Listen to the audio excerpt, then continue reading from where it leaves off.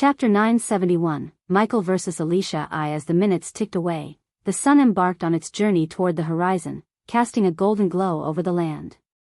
The Howick Island, shrouded in darkness, exuded an air of foreboding that sent shivers down the spines of the onlookers. Fear clung to them like a heavy cloak, their hearts pounding with trepidation. Amidst the onlookers, the Guardians stood tall and resolute, their unwavering loyalty to the Guardian Guild eclipsing their own fears. Those who had harbored doubts about facing the Dark Lord had fled, leaving behind a steadfast core of Guardians ready to defend their cause.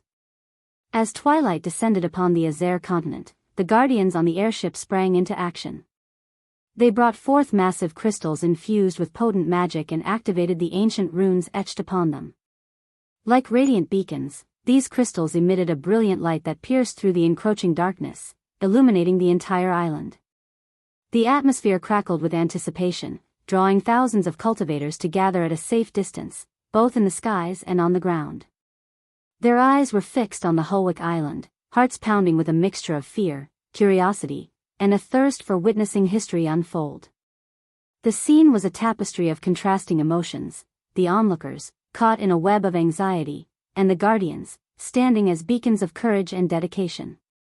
The crystal's enchanting glow painted the island in a surreal brilliance, creating an ethereal spectacle that intensified the weight of the impending clash. On the vast expanse of the Howick Island, the Guardians stood in solemn formations, their silver armor gleaming under the radiant crystal light. 700 brave souls, resolute and prepared for the impending battle that would soon unfold. Led by Alicia, with unwavering determination etched upon her face, they stood united as a formidable force. At the forefront of the Guardians, Alicia stood tall, her gaze fixed upon the distant horizon. The weight of responsibility rested upon her shoulders, and she felt the collective anticipation emanating from her comrades behind her. With each passing moment, the air grew heavy with a sense of impending doom, the tension palpable. Alicia's eyes, sharp and focused, scanned the horizon. She knew that at any second, the Dark Lord and his army could descend upon them. Her heart pounded in her chest, a rhythmic reminder of the adrenaline coursing through her veins.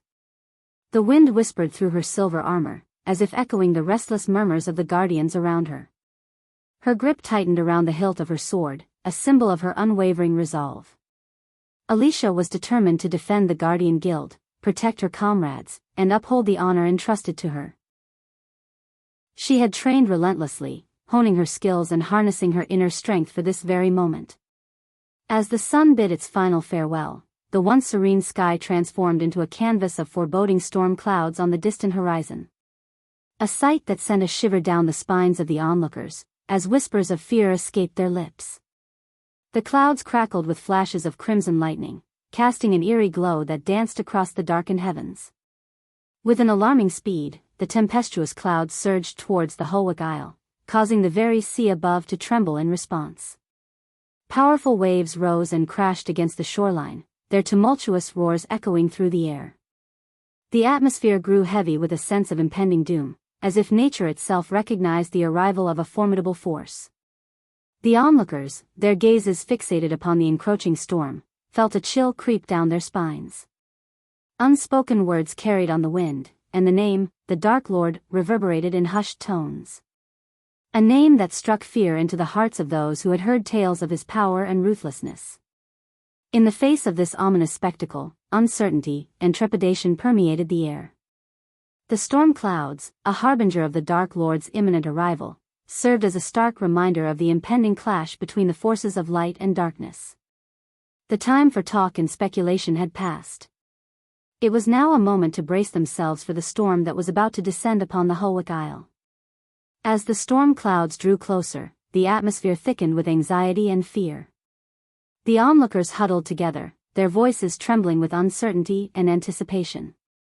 "I can't believe it's really happening," whispered one rogue cultivator, his eyes wide with dread. "The Dark Lord is coming. We're about to witness a war like no other. Do you think there's any hope for the Guardian Guild?" A news reporter asked, her voice laced with concern. "Can they withstand the might of the Dark Lord and his forces?" A cultivator, his face etched with worry, shook his head. "I'm not sure. The Dark Lord has conquered every obstacle in his path. It feels like nothing can stop him. But what about the previous Supreme Guardian? They were siblings, right? A young cultivator inquired, his voice quivering. Wouldn't the Dark Lord show mercy to his own flesh and blood? It's hard to say, replied an elder cultivator, his voice filled with a mix of resignation and determination. All we can do is pray for the strength and resilience of the Guardian Guild. They have trained for this moment, and they will fight with everything they have. The Guardians swiftly formed their defensive positions, organizing themselves with precision and discipline. Warships on the sea and airships in the sky adjusted their formations, ready to protect the island. Meanwhile, Alicia gracefully soared into the air, her departure leaving a powerful shockwave resonating through the ground. She positioned herself in the sky, ready to face the Dark Lord directly. As the storm clouds dispersed, a hushed silence fell upon the scene. To the astonishment of everyone present, there stood Michael, alone and composed, suspended in the sky. Contrary to their expectations, there was no army accompanying him. He exuded an air of confidence, a calm smile playing upon his lips. His long black coat billowed in the wind, and his black sunglass concealed his true emotions, leaving onlookers guessing. The Guardian Guild's army watched in disbelief, their gazes locked on the enigmatic figure before them. They had braced themselves for a full-scale war, expecting a vast army to oppose them. Yet, there stood the Dark Lord, seemingly unperturbed by the lack of reinforcements. It was a perplexing sight that sent a ripple of uncertainty through their ranks. Whispers of confusion and disbelief spread among the Guardians and the onlookers. They questioned the reason behind the Dark Lord's solitary appearance. Was this a calculated move? Or had something unexpected occurred? As they sought answers, tension hung heavy in the air, a palpable energy that heightened their anticipation. Michael, unfazed by the gazes fixed upon him, continued to wear his enigmatic smile. His presence alone held a powerful aura, casting a shadow of uncertainty over the Guardian Guild. Michael's gaze locked with Alicius, their eyes meeting amidst the tense atmosphere. With a casual gesture, he cracked his neck and flexed his knuckles, projecting an air of nonchalance. Alicia, her voice amplified by the prevailing silence, accused him with contempt. "What do you intend, you murderer? Where is your army?" Her words reverberated across the field, capturing the attention of all present. Yet, Michael's response was a mere chuckle, unfazed by her accusations. "An army is unnecessary to deal with your puny guild. I have a personal debt to settle with your organization, and I intend to do so with my own hands," he retorted, casting a fleeting glance at the amassed Guardian Guild forces. In the face of 700 guardians, numerous warships dotting the sea, and a myriad of airships in the sky, accompanied by formidable cultivators and weapons, Michael exhibited no signs of trepidation. Instead, it was the Guardians themselves who began to quiver at the sight of his half-celestial stage cultivation. Their loyalty and bravery wavered as they came face to face with the notorious Dark Lord. "What did you do with Noah? Where is he?" Alicia's unexpected question caught Michael off guard. It was evident that she believed he held some responsibility for Noah's disappearance following the Nagaland War. Yet, as always, Alicia's assumptions were misguided. While it was true that Michael had dispatched his minions to search for Noah, he had no involvement in the Guardian Guild leader's vanishing act. In truth, Michael himself wondered about Noah's whereabouts. However, now was not the time for discussions about Noah. His purpose here was to eradicate the Guardian Guild from existence, to leave no trace of their presence in this world. "I couldn't care less about your husband," Michael scoffed, his voice laced with disdain. He took pleasure in taunting Alicia, knowing it would provoke a reaction. "But perhaps you should feel grateful. If he's still alive, he might attempt to rescue his beloved guild," Michael sneered, a wicked smirk playing on his lips. The mention of Alicia's husband struck a nerve, causing her to clench her fists tightly. "And if your husband didn't hold such an unwavering devotion to his guild, I have no doubt he would come running to protect you, his cherished wife," Michael added, his words dripping with sarcasm. "Normally, I wouldn't even consider this, but since you appear so weak and feeble, I'll offer you a chance to flee," Michael taunted, gesturing for Alicia to escape. He knew deep down that she would never take him up on his offer. Alicia let out a mocking snicker in response to Michael's offer. "I am Alicia Winston, and Winstons don't run," she retorted, her voice filled with determination. Michael couldn't help but chuckle at her response. "Yes, Winstons are stupid," Michael laughed, his amusement evident. However, Alicia quickly found a retort that struck a nerve. "And you, by birth, are also a Winston," Alicia snickered, her words laced with a hint of satisfaction. A momentary flicker of anger flashed in Michael's eyes, hidden behind his dark sunglasses. Yet, he swiftly regained his composure. He was the master of control, never allowing his emotions to get the best of him. "Fortunately for me, I was abandoned," Michael calmly replied. "Otherwise, I might have become a mindless puppet under the control of Sky Hall and the Guardian Guild." He spoke with a touch of bitterness, revealing a glimpse into his past and the complex dynamics that shaped his journey. Alicia's voice trembled with anger as she retorted, "At least we didn't become deranged, mass-murdering psychopaths like you." The memories of what Michael had done to her brother and the countless lives he had mercilessly taken in Wuxia and Nagaland fueled Alicia's intense hatred toward him. Despite the fact that Michael was Noah's brother, there was not an ounce of love or compassion for him in Alicia's heart.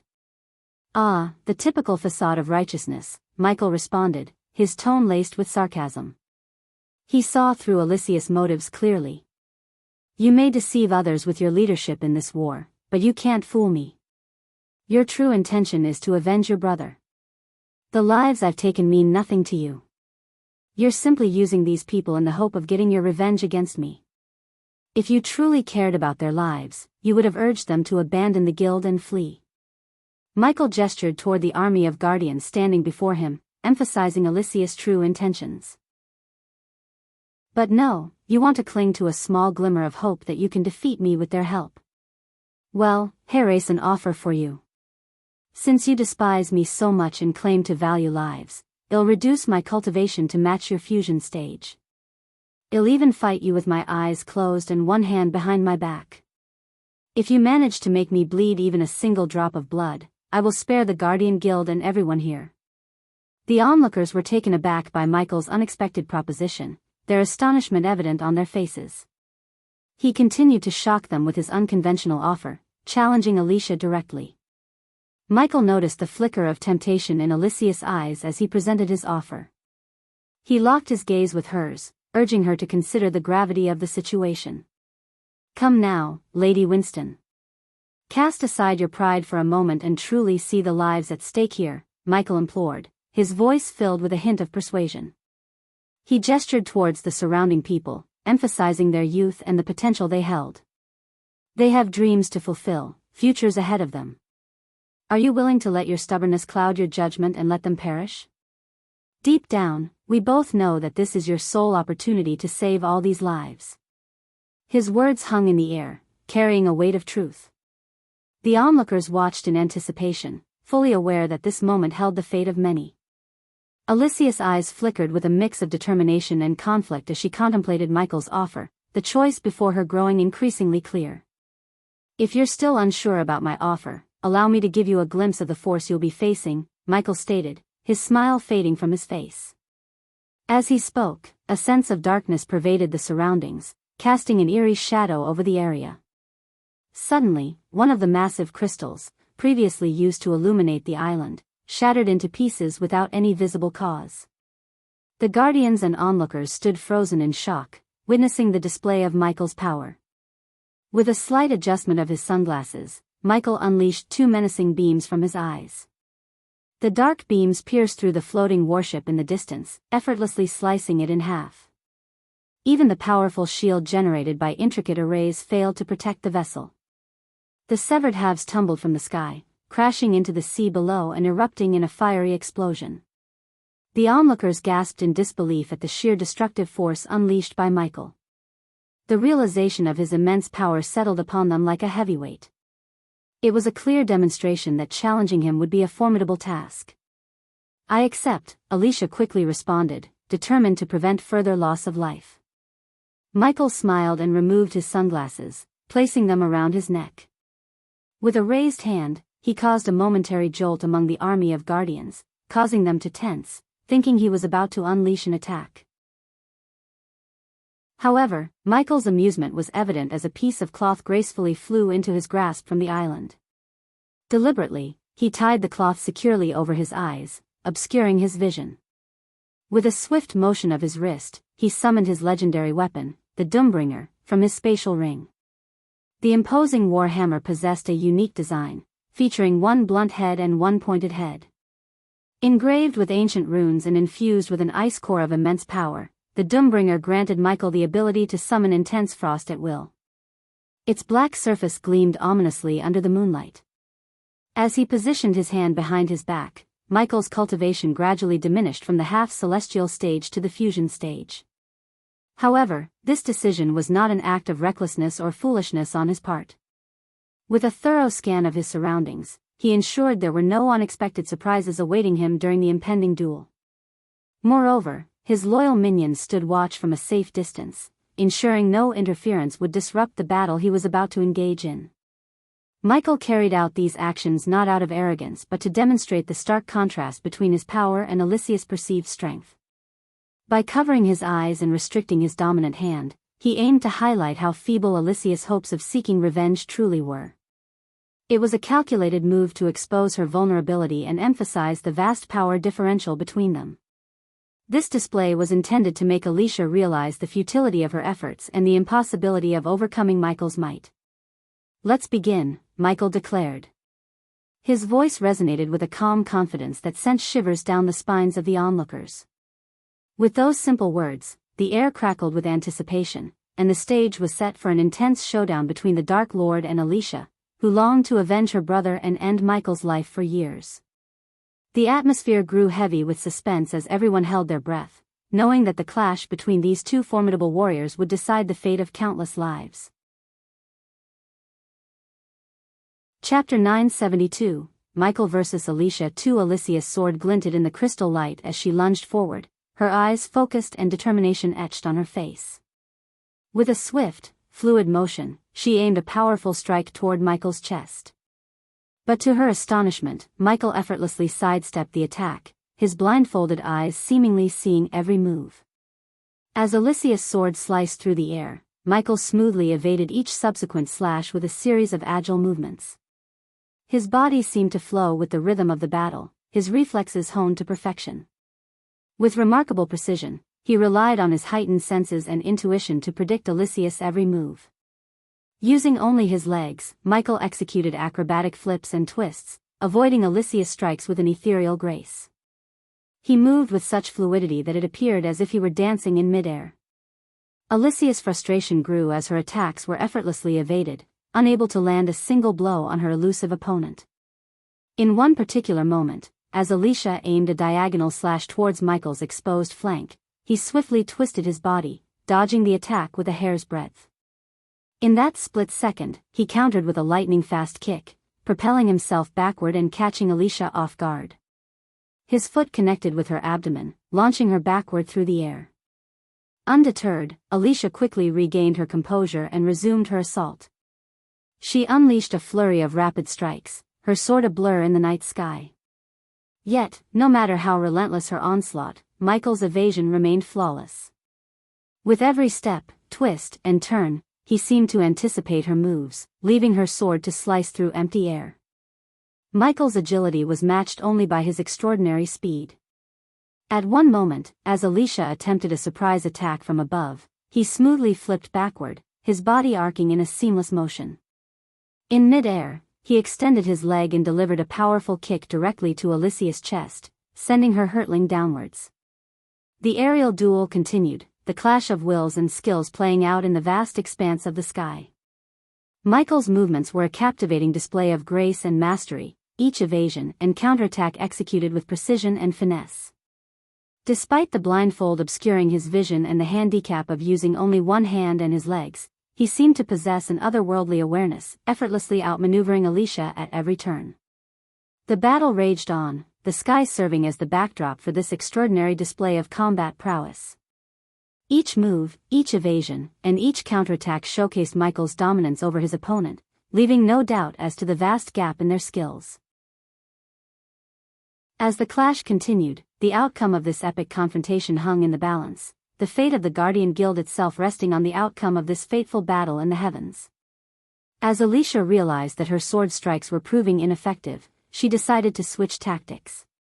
Channeling her magical energy, she summoned a chilling breeze around her, creating an aura of frost. With a determined expression, she cast a spell, sending shards of ice hurtling toward Michael. But Michael was ready. With a flick of his wrist, he tossed his Doombringer high into the air, allowing it to spin gracefully. In that brief moment, he swiftly summoned his black shield with his free hand, the shield retracting on his forearm in a blink of an eye.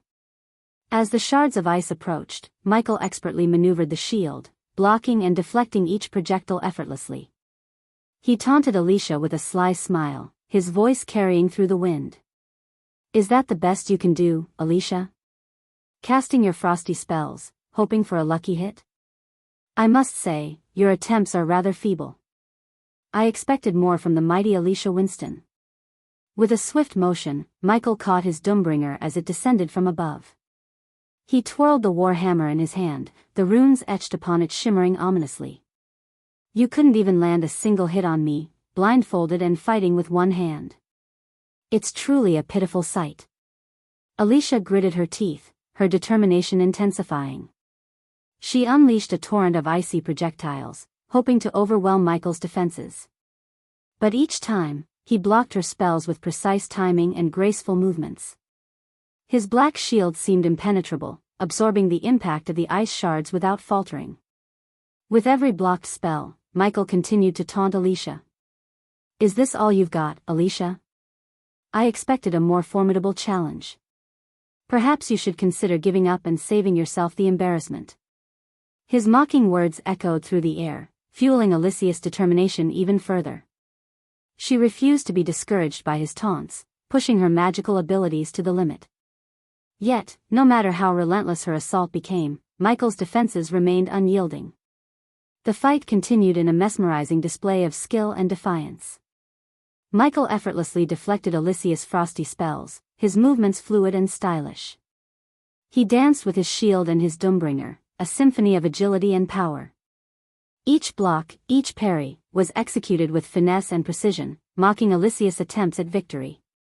As Alicia unleashed a flurry of spells, Michael deftly blocked and evaded each one with his black shield, his movements seamless and precise. With his blindfold still in place, he relied on his heightened senses and instinct to anticipate Alicia's attacks. In between deflecting spells, Michael closed the distance between them with lightning speed. He unleashed a series of swift kicks, aiming for vulnerable points. His strikes were accurate and powerful, sending shockwaves through the air. Alicia tried her best to evade, but Michael's agility and speed made it nearly impossible. Occasionally, Michael would incorporate his Doombringer into his attacks, swinging it with tremendous force. Each strike was calculated and devastating, making Alicia's defenses crumble. The sheer impact of his blows sent her flying backward, her body spinning uncontrollably through the sky. With a final, forceful kick, Michael sent Alicia hurtling toward the hovering warships. She crashed onto one of the vessels, her body skidding across its surface. The impact was fierce, leaving her gasping for breath and coughing up blood. Michael hovered in the air, a sinister smirk spreading across his face. "Is that all you have, Alicia? Your feeble attempts are nothing compared to my power. You are outmatched and outclassed." He slowly descended towards Alicia's location, his Doombringer hanging loosely by his side. The wind whispered around them, carrying his mocking words. "You thought you could avenge your brother? You thought you could defeat me? How pathetic." Alicia struggled to rise, her body bruised and battered.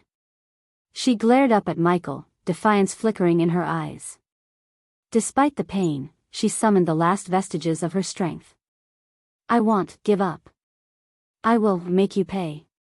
Michael's laughter echoed through the air, a chilling sound that sent shivers down Alicia's spine.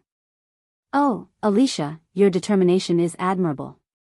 But it's futile. This battle is already decided.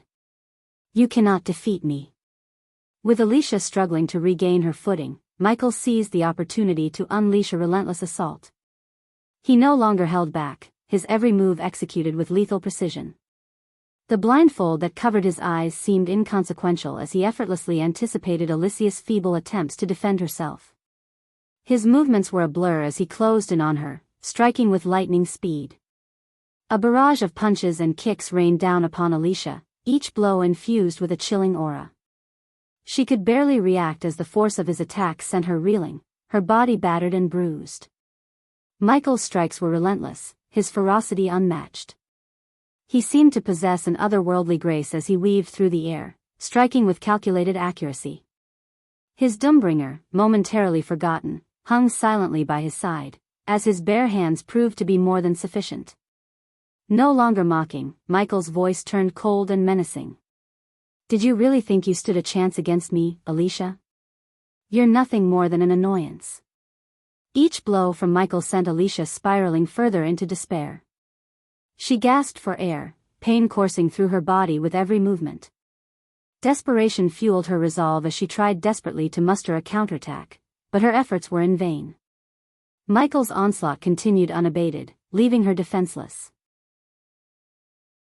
As Alicia's strength waned, Michael's sadistic laughter filled the air. "Pathetic. You cannot defeat me. Your struggle only makes me laugh." His voice dripped with a cruel satisfaction, relishing in the torment he inflicted upon her. With one final devastating strike, Michael sent Alicia hurtling backward, her body crashing into the remnants of a shattered warship. The impact reverberated through the air, leaving Alicia motionless and battered, her will to fight shattered. Michael hovered above her, a triumphant smirk etched upon his face. "This is your fate, Alicia Winston. Remember it as the price you pay for standing against me." The battlefield fell silent, save for Alicia's labored breaths. The Dark Lord had proven his dominance, leaving Alicia and the Guardian Guild in a state of helplessness. As Alicia summoned the last remnants of her strength, a flicker of desperation gleamed in her eyes. With a resolute determination, she channeled her life force into a forbidden spell, a powerful surge of frost gathering in her outstretched hands. The temperature plummeted as the air around her crackled with raw energy. But Michael only snickered in response, his amusement apparent. He raised his Doombringer, the ancient ice core within resonating with his command. In an instant, a formidable stream of frost surged forth, meeting Alicia's spell head-on. The clash was cataclysmic, a clash of elemental powers that chilled everything around them. The streams of frost clashed in the middle of the sky, creating a swirling vortex of icy energy. The intense cold permeated the air, causing even the bravest warriors to shiver. Alicia strained against the overwhelming force, her spell beginning to falter under the weight of Michael's power. With each passing moment, Michael's frost gained ground, inching closer to Alicia. The power within his attack overwhelmed her, extinguishing her desperate attempt to turn the tide. His mastery over ice and cold proved to be far superior, leaving Alicia defenseless against his relentless onslaught. Alicia's expression twisted with a mixture of determination and despair as she fought to hold back Michael's frost. The strain was evident in her weary eyes, her life force depleting with every passing second. Yet, she refused to yield, clinging to the faint hope that she could somehow emerge victorious. But Michael's grin widened, his eyes glinting with a mixture of malice and satisfaction. He relished in her futile struggle, knowing that her efforts were in vain. The power of his frost grew stronger, a relentless force that overwhelmed Alicia's fading spell. As Michael's frost inched closer, Alicia's resistance waned. Her spell faltered, weakened by the sheer magnitude of Michael's power. The frost enveloped her, freezing her movements, draining her life force with each passing second. In a final display of dominance, Michael's frost consumed Alicia completely, encasing her in a crystalline prison. Her body stood frozen, a monument to her valiant yet futile resistance. Michael descended slowly, his eyes fixed upon the frozen figure before him. The guardians and onlookers stood in stunned silence, their eyes wide with disbelief. They had witnessed the battle unfold before them, their hopes dwindling with each passing moment. Despite Alicia's unwavering determination, it became painfully apparent that she couldn't land a single hit on the Dark Lord, even with his blindfolded eyes and one hand behind his back. Whispers of disbelief rippled through the crowd as they struggled to comprehend the magnitude of Michael's power. They had known he was formidable, but to witness his effortless evasion and domination over Alicia, their esteemed leader, left them shaken to the core. The reality of their situation began to sink in, overshadowing their earlier courage and resolve. The onlookers exchanged glances, their faces etched with a mix of fear and awe. They had placed their faith in Alicia, hoping that she would be the one to stand against the Dark Lord and lead them to victory. But now, their hopes were shattered, replaced by a grim understanding of the immense gap in power between them. Whispers turned into hushed murmurs as they struggled to comprehend the extent of Michael's skill. How could someone fight with such finesse, with such mastery over their own body and the battlefield? The Guardians questioned their own abilities, their own worth in the face of such overwhelming superiority. All eyes were fixated on the Dark Lord, Michael, and Alicia, who was trapped within the crystalline prison. The onlookers held their breath, unsure of what would unfold next. They were aware of the deep-seated animosity between Michael and Alicia, yet they couldn't help but wonder how this complicated dynamic would play out. Despite their shared history and the enmity between them, Alicia was Noah's wife, which made Alicia the Dark Lord's sister-in-law, and that fact added an unexpected layer of uncertainty to the situation. The crowd was left to speculate about the Dark Lord's intentions. Would he strike down Alicia with ruthless indifference, disregarding the connection? Or would some remnant of compassion and familial bond sway his actions? Chapter 973, Alicia's Death. I have released new DBS and AHSS chapters. Enjoy the chapters.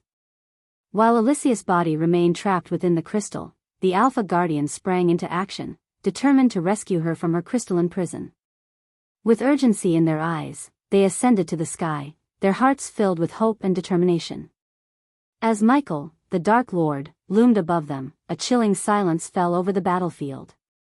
His towering presence exuded a sense of power and menace, sending a shiver down the spines of those who dared to challenge him. With a swift and commanding motion, Michael raised his mighty Doombringer, a weapon of devastating power. Its ominous aura filled the air, a foreboding sign of the imminent danger that awaited. A collective gasp escaped the lips of the Alpha Guardians as they witnessed the impending strike. Their hearts pounded in their chests, knowing that time was running out to save their fallen comrade. Michael removed the blindfold and threw the piece of cloth down. Then, in a swift, decisive motion, Michael swung his Doombringer toward the crystal that confined Alicia. The impact echoed through the air, causing the fragile structure to shatter into countless shards that glittered like stars. As the crystal shattered, a tragic sight unfolded before the eyes of the Alpha Guardians. Some of the crystal fragments were stained with a deep crimson hue, Alicia's blood mingling with the broken pieces. The sight was a painful reminder of the sacrifice and the life that had been abruptly taken away. The Alpha Guardians stood frozen for a moment, their hearts heavy with grief and disbelief. The loss of their esteemed ally left an indelible mark on their souls, a reminder of the brutal reality of their world. The unfolding scene sent shockwaves through the witnesses and the Guardians, shaking them to their very core. Some among them held a glimmer of hope, believing that Alicia's connection to Noah, the Dark Lord's brother, might invoke a flicker of mercy from Michael. They thought that familial ties could soften his heart and spare Alicia's life.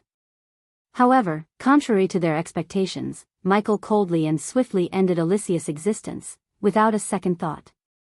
Deep within Michael's being, he harbored a profound understanding of Alicia's vehement hatred towards him. He recognized the dangerous depths of her animosity, aware that if she were allowed to live, she would continue plotting against him relentlessly. He feared that her unrelenting hatred would erode her righteousness, transforming her into a force that could harm those dear to him, particularly Gaia, his soon-to-be wife. Having conversed with the previous Dark Lord, Michael had learned of the grim fate that awaited Gaia in countless other timelines, where death claimed her without fail. Determined to shield her from harm and ensure her survival, Michael made a solemn vow.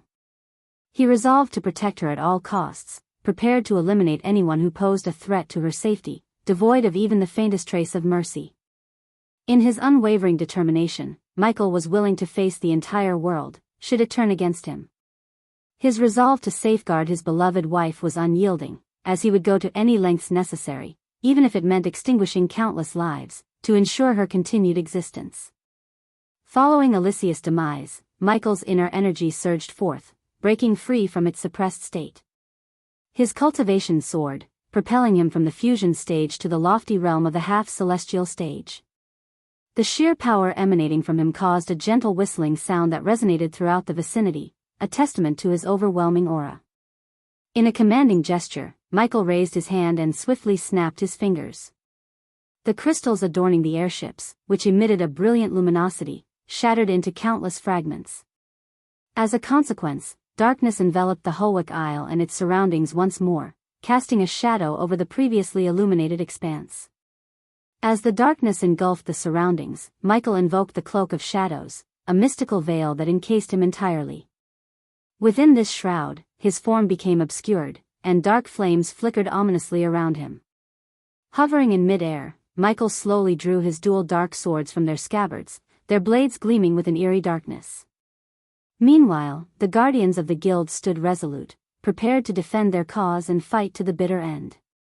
Warships, both in the sky and on the sea, adjusted their cannons and weapons, taking aim at the imposing figure of the Dark Lord.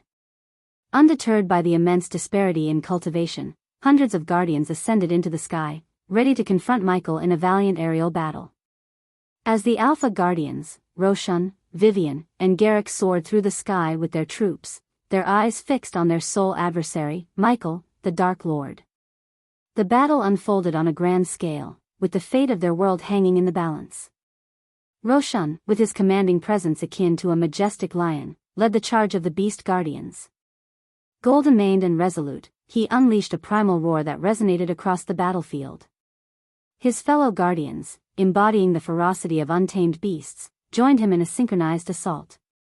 They pounced upon Michael, their claws tearing through the air with lightning speed, while others summoned the forces of nature to bind and hinder him. Vivian, her fiery-haired visage shimmering with mystic power, commanded the sorcerer guardians. Positioned strategically, she wove intricate spells that ignited the sky with bursts of dazzling energy. Her incantations summoned tempests of arcane lightning that crackled and danced, striking at Michael with relentless fury. She conjured swirling vortexes that unleashed gusts of wind, threatening to swallow him whole.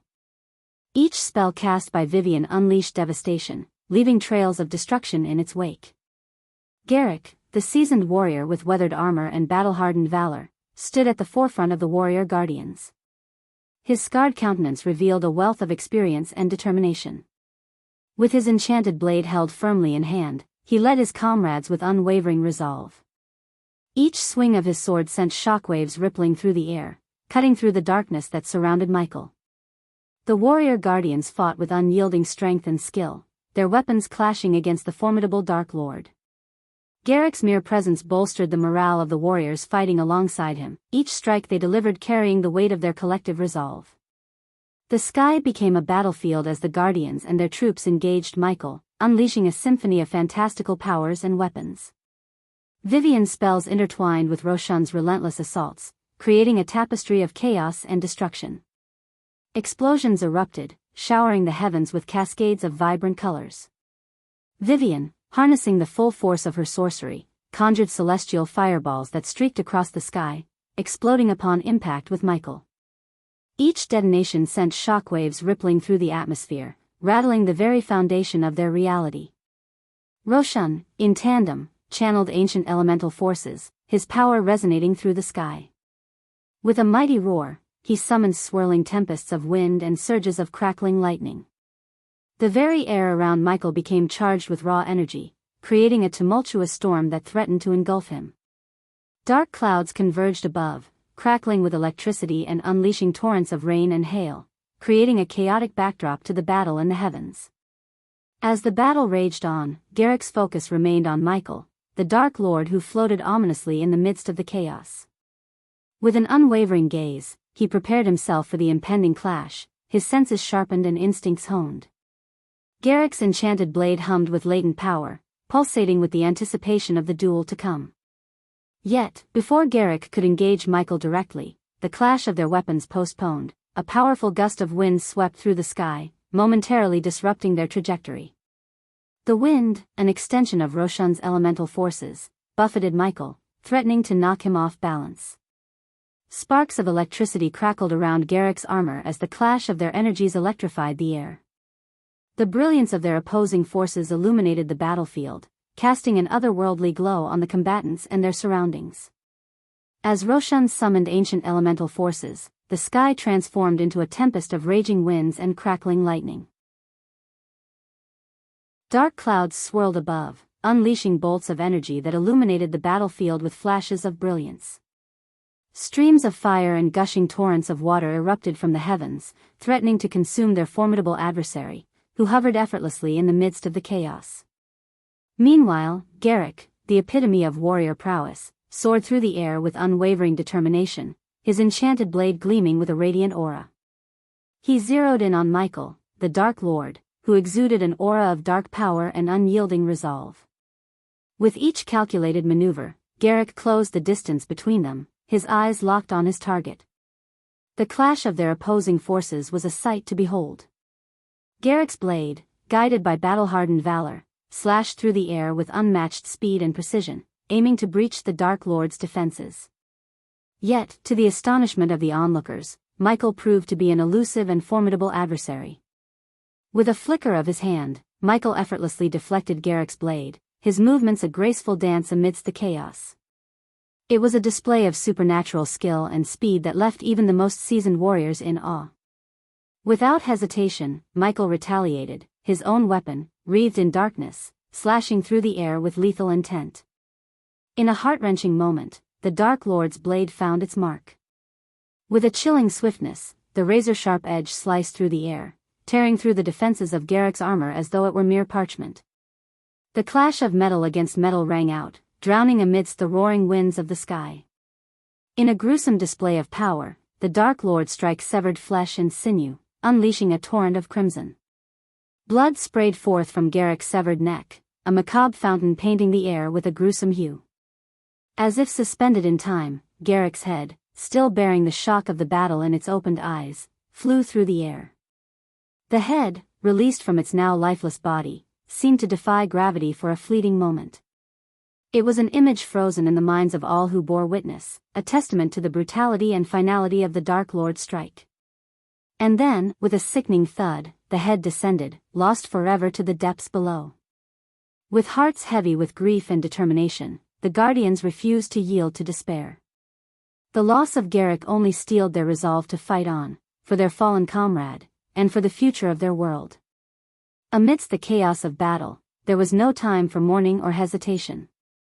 In perfect synchronization, the warships unleashed their devastating firepower upon the Dark Lord Michael. Cannons roared and projectiles soared through the air, aiming to find their mark and weaken the formidable foe who hovered in the sky. Explosions rocked the battlefield, illuminating the darkened heavens with flashes of blinding light. Vivian, her fiery hair blazing with intensity, called upon ancient incantations to summon spells of unparalleled destruction. Arcane energy crackled around her as she unleashed torrents of flames, engulfing the sky in a fiery inferno.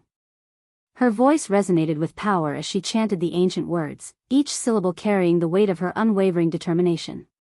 Roshan, his commanding presence undeterred by the loss of his comrade, rallied the remaining guardians. His voice boomed like thunder as he roared across the battlefield, his words echoing through the hearts of all who fought alongside him.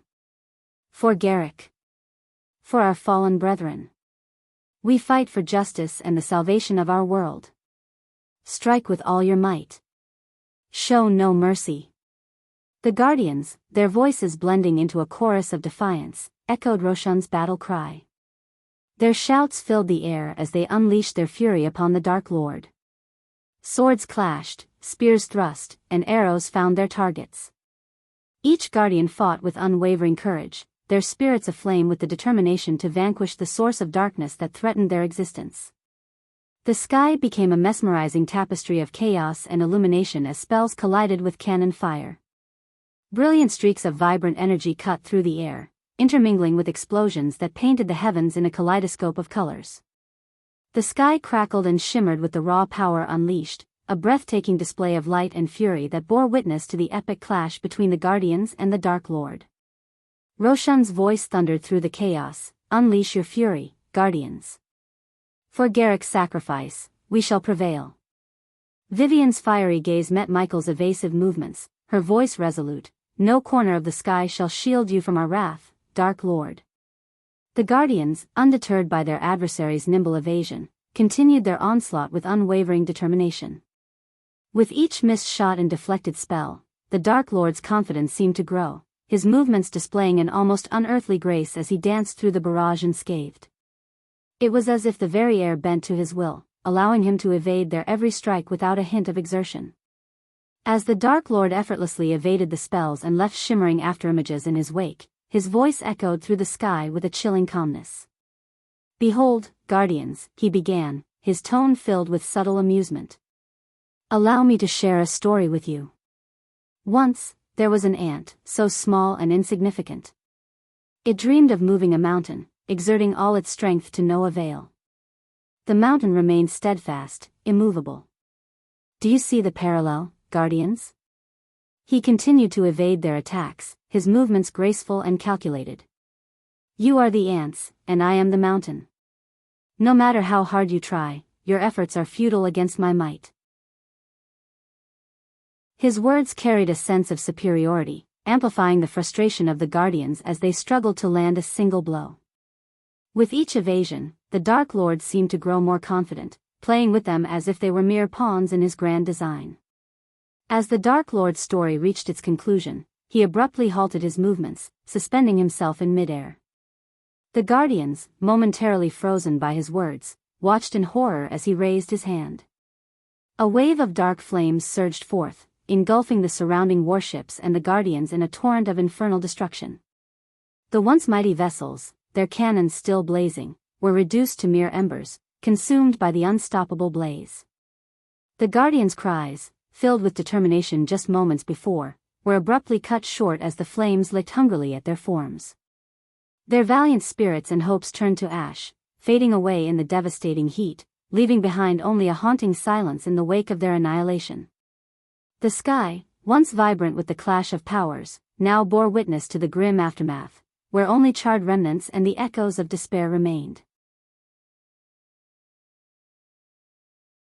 Chapter 974, Fall of All Alpha Guardians. The flames of darkness, unleashed from Michael's hands through the power of the Ring of Fire, grew in intensity until they transformed into a colossal wave resembling a crescent moon. With a sweeping motion, the fiery crescent surged across the sky, obliterating warships and reducing guardians to mere ashes. Hovering high above Hulwick Island, Michael engaged the entire army single-handedly, his half-celestial stage granting him an unassailable advantage. Despite the relentless barrage of spells and cannon fire unleashed by the guardians and the warships, none could come close to harming him in his formidable state. Alpha Guardians Vivian and Roshan, recognizing the urgency of the situation, joined forces against Michael. Vivian unleashed her devastating spells, weaving intricate patterns of mystical energy that illuminated the battlefield. Meanwhile, Roshan, the Alpha Guardian of the Beast Guardians, roared with primal fury and underwent a stunning transformation, assuming the majestic form of a golden lion. Radiating a brilliant glow, Roshan stood nearly 8 feet tall, his presence commanding and awe-inspiring. To provide cover for Roshan's close-quarters battle with the Dark Lord, his unit, the Beast Guardians, followed suit, transforming into their primal forms. In the sky above and the sea below, airships and warships focused their attacks on Michael, intensifying their assault to unprecedented levels. The battlefield became a mesmerizing spectacle, vibrant and alive with the dazzling array of spells shimmering in every hue imaginable. The sky resembled a tapestry of light as hundreds of guardians soared through the air, converging upon Michael like a relentless swarm of bees, their determination radiating in their every move. The scene unfolded as a grand battle, where the clash of powers and the symphony of destruction painted a vivid picture of chaos and heroism in equal measure. As the guardians closed in on Michael, a sinister grin spread across his face, foretelling his impending move. With both hands raised, each gripping a dark sword, Michael began to invoke Ignatia's ultimate form. The very moment his spell took hold, foreboding clouds materialized in the sky, their darkness rivaling the deepest midnight. Crackling with potent lightning energy, the clouds unleashed rumbling echoes that drowned out the sounds of spells and cannons firing. Even those observing the war from a safe distance could sense the palpable electricity in the air, and their attention was captivated by the spectacle unfolding before them. Onlookers murmured amongst themselves, their voices tinged with both awe and trepidation. "Look at the Dark Lord's power," one whispered, eyes wide with astonishment. "Those clouds. They speak of an immense force gathering," another commented, a shiver running down their spine. A hushed silence fell over the crowd as they anticipated the impending cataclysm. It was as if the very atmosphere held its breath, aware that a powerful spell was about to be unleashed upon the battlefield. The sight of the ominous clouds above the Dark Lord only served to reinforce their belief that they were about to witness a display of unfathomable might. As the guardians soared through the sky, a sense of urgency gripped them. They swiftly channeled their energy into casting protective spells to shield themselves from the impending danger. Vivian, in particular, summoned every ounce of her magical prowess to create a massive shield that enveloped the entire group. The shield shimmered with a radiant, ethereal glow, its surface rippling with intricate patterns that seemed to dance and shift. The strain of such a powerful spell was evident on Vivian's face. Beads of sweat formed on her brow, and her hands trembled as she poured her energy into the shield.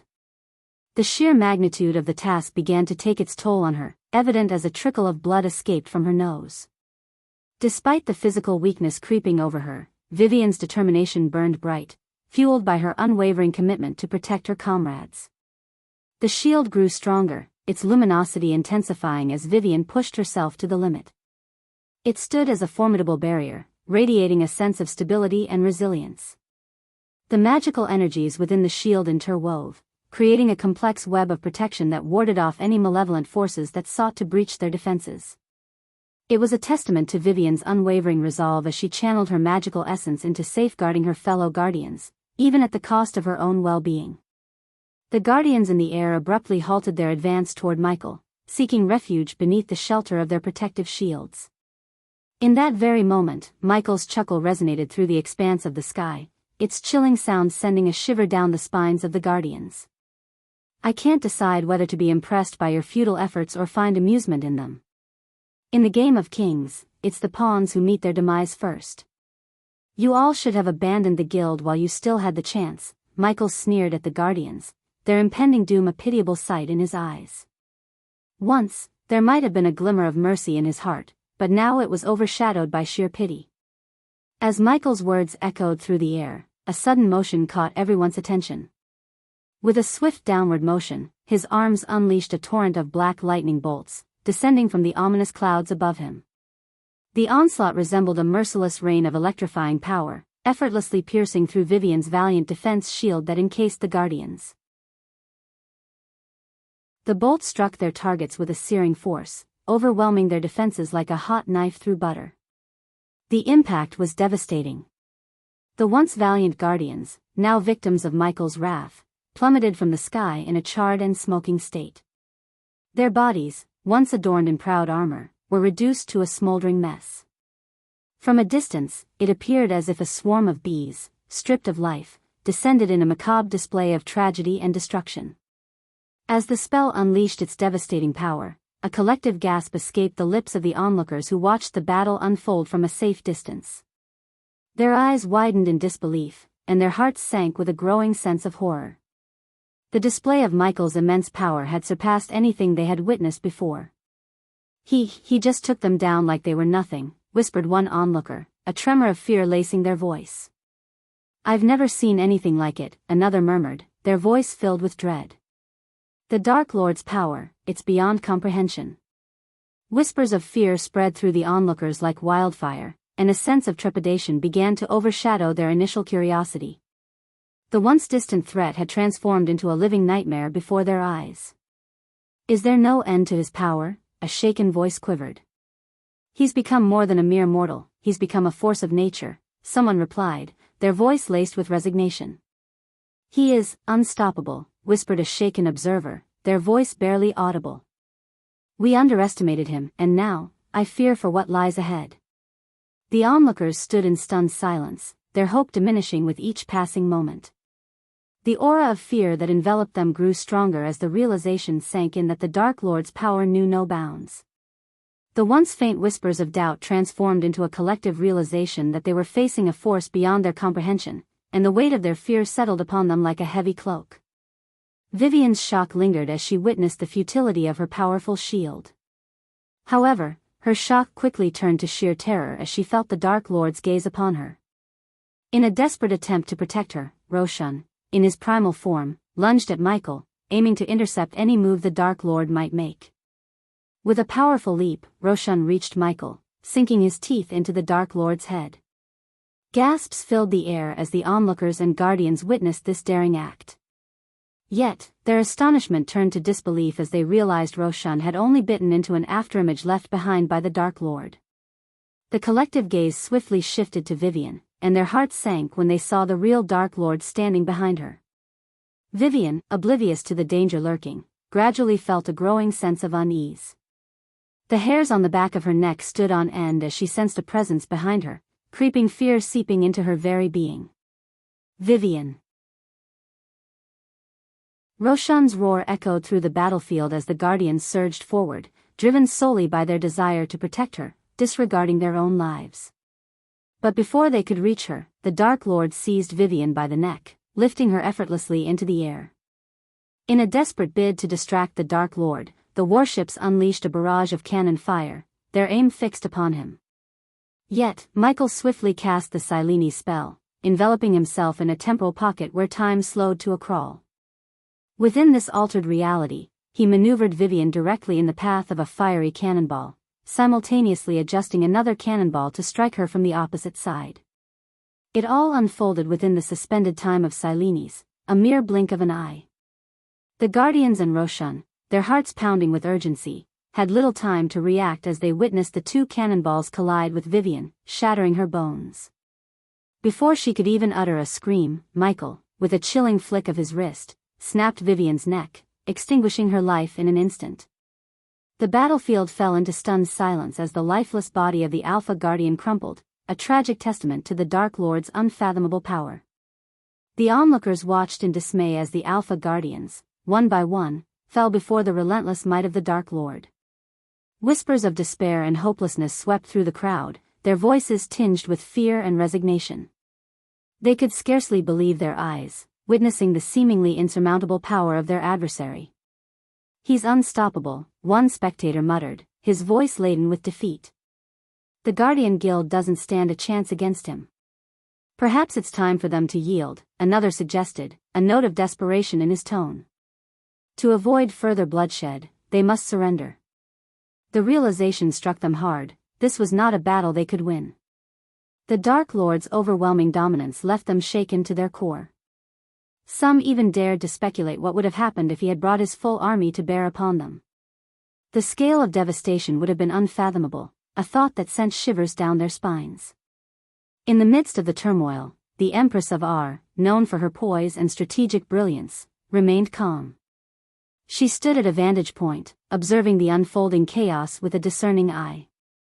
A subordinate approached her cautiously, sensing her presence. "Your Highness," the subordinate began, his voice tinged with respect. "It was a wise decision for us to stay away from the Dark Lord's path."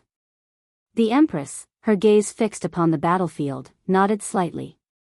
"Indeed," she replied, her voice steady and unwavering. "There is power in aligning with the unstoppable force rather than opposing it. We shall find a way to work with him, for the benefit of our empire." Her words held a sense of calculated determination, and those who overheard them couldn't help but wonder what plans lay hidden within the Empress' mind. While the rest of the onlookers were filled with fear and despair, she saw an opportunity in the face of the Dark Lord's might, a chance to shape the future in her favor. A hushed silence fell over the onlookers as they turned their gaze toward the Guardian Guild headquarters, their eyes widening with awe and disbelief. A thunderous roar erupted from within the walls of the stronghold, resonating through the air, capturing their attention. And then, as if summoned by some ancient power, a majestic creature materialized above the guild, a golden dragon with not one, but two magnificent heads, its ethereal form colossal and awe-inspiring. Gasps of astonishment rippled through the crowd as they beheld the mythical creature hovering in the sky. Whispers of amazement and wonderment intermingled with their shock. "By the heavens, what is that?" one onlooker exclaimed, his voice filled with disbelief. "I've never seen anything like it," another replied, his eyes wide with awe. "A two-headed dragon, and it emanates such power." The onlookers watched in rapt attention as the majestic dragon circled above the headquarters, its radiant presence casting an ethereal glow across the battlefield. There was an air of hope and anticipation, an inkling that perhaps, against all odds, the tide of the battle could still be turned. Amidst the whispers and murmurs, the Empress of Aur stood with an impassive expression. Her eyes remained fixed on the mystical creature, studying its every movement with keen interest. With a calm yet resolute voice, she addressed her companion. "This dragon is one of the Guardian Guild's last line of defense," she stated, her tone carrying a note of determination. "They have unveiled their ultimate trump card. Let us see what this mystical being is truly capable of." Her words hung in the air, a quiet declaration of her intent to witness the unfolding events with strategic insight. The onlookers, despite their fear and uncertainty, found a glimmer of hope within the Empress' composed demeanor, knowing that this mythical guardian might just hold the key to turning the tide of the battle against the Dark Lord. Chapter 975, Battle of the Half-Celestials. The appearance of the majestic dragon did little to disturb Michael's composure. His knowledge of the Guardian Guilds might reassured him that this ethereal creature was just one of their many trump cards and last lines of defense. Yet, the dragon's presence emanated a radiant glow, casting a shimmering light upon Hulwick Island and the vast expanse of the surrounding ocean. In the ethereal glow, the harrowing aftermath of the relentless battle came into sharp focus for the onlookers. Debris from the warships Michael had effortlessly destroyed floated upon the surface of the sea, a haunting reminder of the devastation wrought upon the naval forces. Lifeless bodies, both in the water and scattered across the land of Hulwick Island, painted a grim tableau of the toll exacted by the conflict. The soil of Hulwick Island, churned by relentless spells and thunderous clashes, seemed to possess an otherworldly shimmer, as if infused with the residual energy of intense magical casting. Even the ocean surrounding the island, once calm and pristine, now bore a faint glimmer, a testament to the vast power that had been unleashed upon its depths. Amidst the eerie beauty of the glimmering light, the onlookers were reminded of the harsh reality of war. The resolute dragon unleashed another thunderous roar, propelling itself towards Michael with a determined purpose.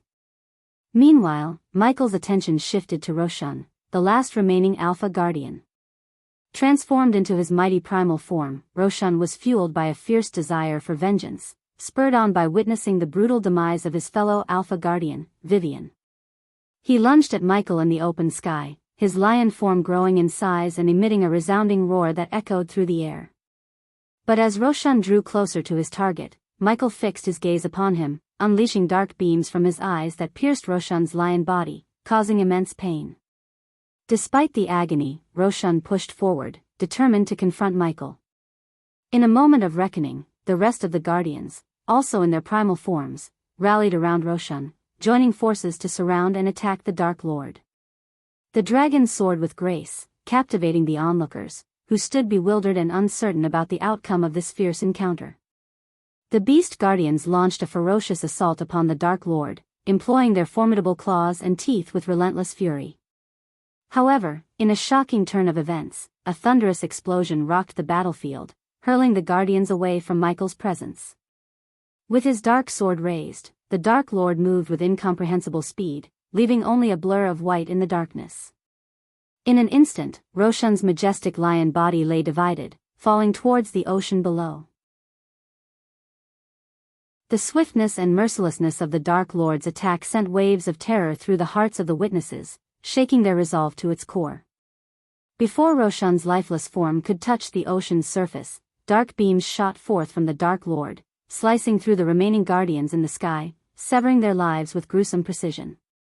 The spray of blood descending from the sky sent shivers down the spines of the onlookers, a chilling reminder of the unfathomable power possessed by the Dark Lord. By the time the Golden Dragon reached its intended target, only a mere 100 Guardians remained in the sky, their once defiant spirits shattered, replaced by an overwhelming sense of fear and defeat. The remaining warships in the sky and on the ocean ceased their relentless barrage, their attention now fixated on the imminent clash between the two-headed dragon and Michael. The majestic dragon had reached the half-celestial stage level 1, while Michael, fueled by the deaths he had caused, stood at the formidable half-celestial stage level 6. In a tense standoff, the dragon and Michael locked eyes, suspended in the air, an unspoken challenge passing between them. In Michael's piercing gaze, he anticipated the dragon to engage in verbal exchange, but to his surprise, it emitted a low growl instead. As an ethereal being, its physical form shimmered with ethereal scales that seemed to defy comprehension. Its monstrous size dominated the battlefield, its eyes gleaming with a mysterious intensity that held an air of ancient wisdom. Rows of sharp, glistening teeth adorned its fearsome mouth, hinting at the devastation they were capable of inflicting. Recognizing the dragon's ethereal form, he decided to forego his sword, knowing that physical weapons held little effect against such incorporeal entities. With a fluid motion, he sheathed his sword, sliding it back into the scabbard on his back, preparing himself for a battle that would require more than mere physical force. A mischievous smirk curled upon his lips as he relished the prospect of facing a formidable adversary. Finally, a challenge, he chuckled, his voice laced with amusement. A war without a challenge is rather dull, wouldn't you agree? In response, the dragon sneered, emitting a stream of glistening smoke from its nostrils, a silent indication of its readiness for battle. As Michael fixed his gaze upon the dragon, his attention was captivated by a small palm-sized rune shimmering on the creature's neck. However, before he could decipher its meaning, his focus was abruptly interrupted as the dragon unleashed a radiant ethereal ball of golden energy from its open mouth. Reacting swiftly, a protective shield materialized around Michael, absorbing a significant portion of the potent energy. Nonetheless, the residual force propelled Michael backwards several meters, eliciting gasps of astonishment from the onlookers. It was the first time they had witnessed the Dark Lord sustain a blow of such magnitude since the commencement of the war. Instead of succumbing to anger, Michael's face lit up with a gleeful expression as he embraced the prospect of a true challenge. The mere thought of the sheer number of badass points he would accumulate by triumphing over the dragon sent his blood surging with exhilaration. Throughout the course of this war, he had already amassed an impressive tally of nearly 80 million badass points, and conquering this formidable creature promised to augment his score even further. Aware of the dragon's ethereal form, Michael summoned dark flames to writhe and dance above his hands, their sinister glow an ominous portent. Yet again, the dragon unleashed a golden ball of energy, hurtling through the air with the swiftness of a bullet. However, this time, Michael deftly invoked the power of Silenes, causing time to decelerate within his immediate vicinity. Within the encompassing field of the Silenes spell, the once swift golden energy ball gradually lost its velocity, appearing to move as if trapped in molasses. Sensing an opportune moment, Michael unleashed a powerful punch, his fist wreathed in flickering dark flames. The impact shattered the golden energy ball into countless fragments as time resumed its normal flow. And so, the epic clash between Michael and the dragon commenced. The clash between the Dark Lord and the dragon ignited a spectacular aerial duel in the vast expanse of the sky. The dragon, with its immense size and two menacing heads, unleashed a relentless assault. One head lunged forward, attempting to snap at the Dark Lord with razor-sharp teeth, while the other head continuously spewed forth a barrage of shimmering energy balls. Undeterred, the Dark Lord displayed incredible agility and combat prowess, seamlessly evading the dragon's physical attacks. With swift and calculated movements, he countered the energy balls, dispersing them with his fists enveloped in swirling dark flames. Each collision created a magnificent display of sparks and bursts of darkness. Sensing an opportunity, the Dark Lord swiftly descended toward the sea level, where a warship floated ominously. In one swift motion, he lifted the warship with his formidable strength, imbued it with his dark flames, and hurled it towards the dragon. The flaming warship soared through the air, trailing a path of destruction, before colliding with the dragon's massive form. The impact generated an explosion that reverberated through the sky, engulfing both combatants in a shower of flames and smoke. Emerging unscathed, the Dark Lord ascended back into the sky, his resolve unshaken. He continued his relentless assault, unleashing a barrage of punches enhanced by the dark flames. Each strike connected with precision, delivering powerful blows to the dragon's scaled bodies. The clash of their forces created shockwaves that rippled through the air, causing the onlookers below to tremble in awe and terror. As the battle raged on, the Dark Lord's movements became a mesmerizing dance of power and agility. He seamlessly weaved through the dragon's attacks, evading its ferocious bites and gracefully countering with his fiery fists. With each strike, the dragon's resistance weakened, evident in the cracks forming on its ethereal scales and the pained roars that echoed through the sky. In this epic battle, the Dark Lord fought with unrivaled badassery, pushing his limits and showcasing his mastery over dark flames and hand-to-hand combat. His every move was executed with a deadly precision, displaying a combination of strength, speed, and sheer determination. At one point, the Dark Lord dove down towards the sea, his eyes ablaze with determination. He seized a nearby warship, its massive hull looming beneath him. With a touch of his dark flames, the ship was instantaneously consumed, reduced to ashes in a matter of seconds. Yet, the Dark Lord acted swiftly, his movements a blur as he hurled the ship towards the dragon before the flames could fully engulf it. The flaming vessel hurtled through the air, a deadly projectile aimed directly at the dragon's colossal form. As the Dark Lord continued his assault, his speed was nothing short of astonishing. He seamlessly transitioned from one ship to another, consecutively lifting and launching them toward the dragon. The onlookers watched in awe as the Dark Lord's movements were a blur, his strikes relentless and unyielding. Ship after ship became a fiery missile, soaring through the air with the force of the Dark Lord's immense strength. The onlookers marveled at the sight as the warship collided with the dragon, causing a cataclysmic explosion of fire and debris. Undeterred by the chaos, the Dark Lord moved with astonishing speed and agility, repeatedly swooping down to seize another warship. Each time, he ignited the ship with his dark flames, ensuring it would be a devastating weapon against the dragon. The onlookers watched in awe as ship after ship was transformed into a blaze of darkness, moments before being thrown with incredible force at the dragon. The relentless assault of the Dark Lord forced the dragon to retreat, its ethereal form unable to withstand the barrage of flaming warships. The onlookers gasped as the dragon struggled to defend itself, crashing into the Guardian Guild headquarters on Hulwick Island under the relentless onslaught. Amidst the chaos and destruction, the onlookers whispered in awe and disbelief at the epic clash unfolding before their eyes. "Did you see that? The Dark Lord is unstoppable. He's moving so fast, it's like a blur. And those dark flames, they're incredible. Nothing can stand against him. He's a force of nature." As the battle raged on, the onlookers were both terrified and captivated by the spectacle of the Dark Lord's relentless assault. They could only watch in awe and trepidation as the clash between the Dark Lord and the dragon reshaped the very skies above them. The impact of the dragon crashing into the Guardian Guild headquarters was catastrophic. The mighty structure, once a symbol of the guild's strength and unity, trembled under the force of the collision. The ethereal form of the dragon, though intangible, possessed a tangible impact that reverberated through the building.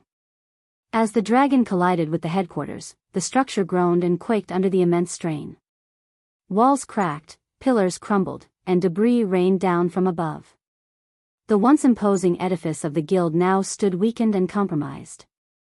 Despite the dragon's ethereal nature, its sheer power and force shattered the building's structural integrity. The ethereal form manifested a tangible presence as if its sheer will alone could rend stone and mortar. The collision sent shockwaves through the guild headquarters, causing sections of it to crumble and collapse. Dust filled the air as the building succumbed to the damage, its once majestic halls now reduced to rubble. The grandeur and history that once resided within those walls were now scattered remnants, lost in the wake of the destructive clash. The onlookers stood in awe and horror as they witnessed the destruction unfold before their eyes. As the dragon crashed into the crumbling Guardian Guild headquarters, the Dark Lord seized the opportunity to unleash another devastating move. With swift agility, he swooped down to the sea level, his dark flames trailing behind him. His eyes gleamed with a sinister determination as he reached out and grasped a multitude of cannons scattered across the warships. With an effortless display of strength, the Dark Lord lifted the cannons, 2 in each hand, while the remaining cannons hovered around him as if under his command. The cannons gleamed in the dim light, their metal surfaces reflecting the chaos unfolding in the sky above. In a voice laced with dark amusement, the Dark Lord taunted, "Happy Death Day," his words dripping with cruel delight. With calculated precision, he aimed the cannons towards the remaining guardians who bravely fought against him. The air crackled with anticipation as the barrels of the cannons aligned with their intended targets. A moment of silence enveloped the battlefield, the tension thick enough to be cut with a knife. Then, with an explosive roar, the cannons erupted in a cacophony of thunderous booms. Fiery projectiles hurtled through the air, leaving trails of smoke and destruction in their wake. The scene unfolded in a vivid display of chaos and devastation. The air became a battlefield of flying debris, illuminated by the fiery streaks of cannonballs. The guardians in the air fought desperately, their movements agile and swift as they attempted to evade the onslaught. The dark flames from the Dark Lord's hands intertwined with the cannon fire, casting an eerie glow over the raging clash. The sky became a tapestry of danger, with cannonballs arcing and exploding, their destructive force raining down upon the guardians who valiantly fought for their lives. The air crackled with energy, tainted by the scent of burning debris and the metallic tang of gunpowder. The outcome of this clash would determine the fate of the guardians, as their lives hung in the balance amidst the fiery storm unleashed by the Dark Lord and his cannon onslaught. Chapter 976. No more Guardian Guild. As the ethereal dragon struggled to regain its footing amidst the rubble of the partially destroyed Guardian Guild headquarters, Michael drew forth his dark swords, their blades gleaming with a malevolent aura. With a commanding gesture, he summoned the dark flames to enshroud both blades, imbuing them with dark flames.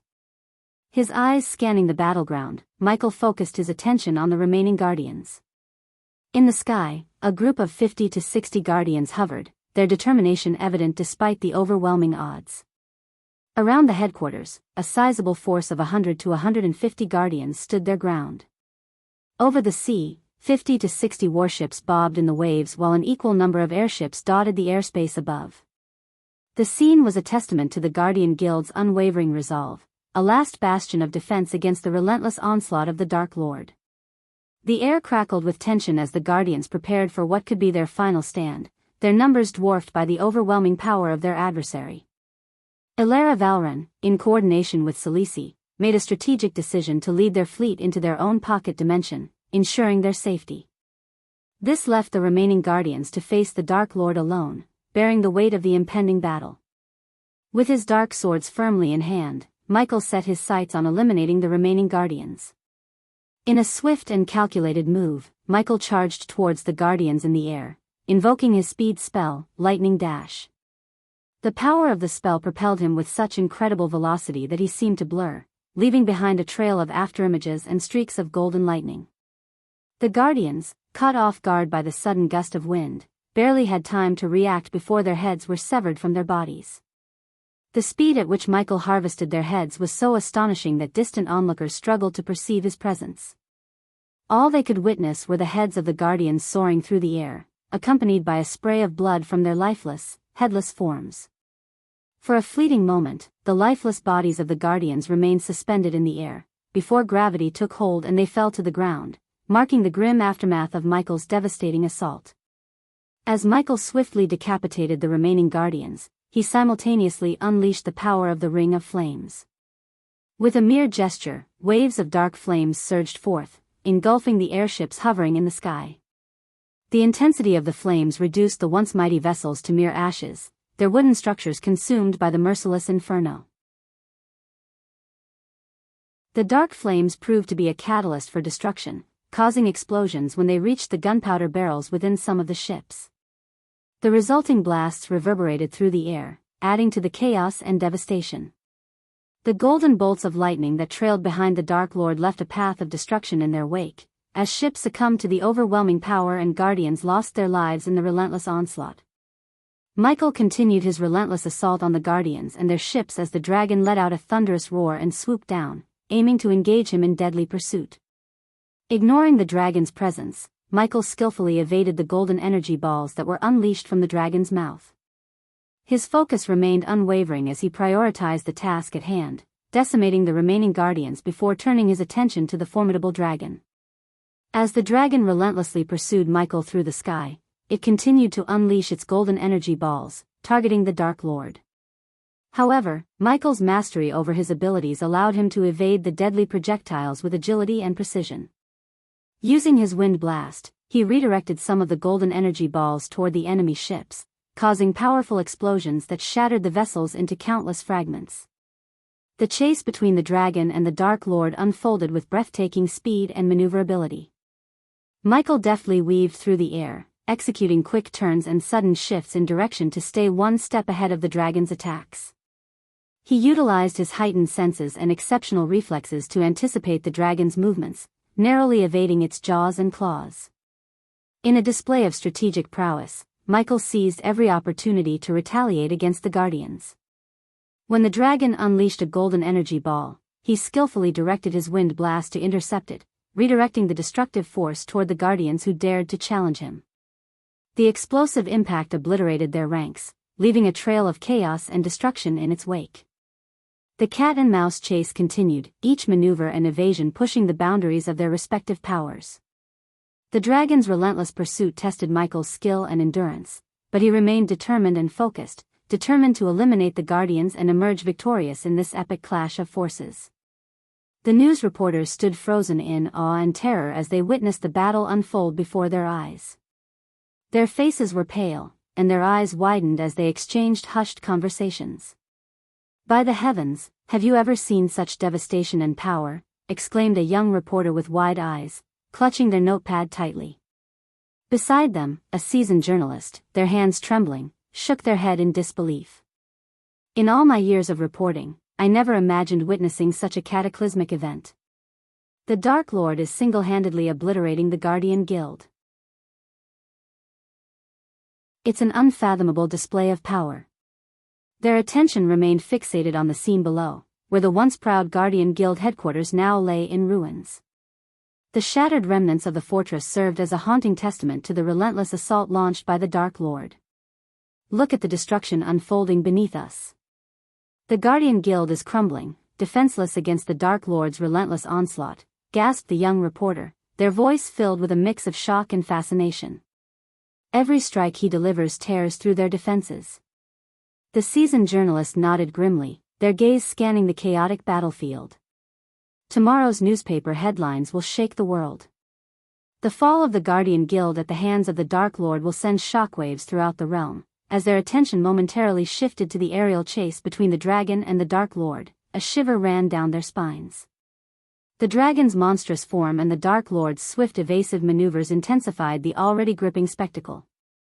"Look there. The dragon continues its relentless pursuit," exclaimed the young reporter, pointing to the sky.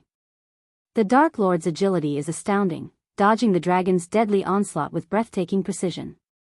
The seasoned journalist nodded in agreement, their eyes fixed on the aerial duel. "It's a battle between titans. The Dark Lord stands alone against the Guardian Guild, systematically decimating their ranks with each devastating blow. His power is unmatched." The reporters exchanged nervous glances, knowing they were witnessing history unfold before their very eyes.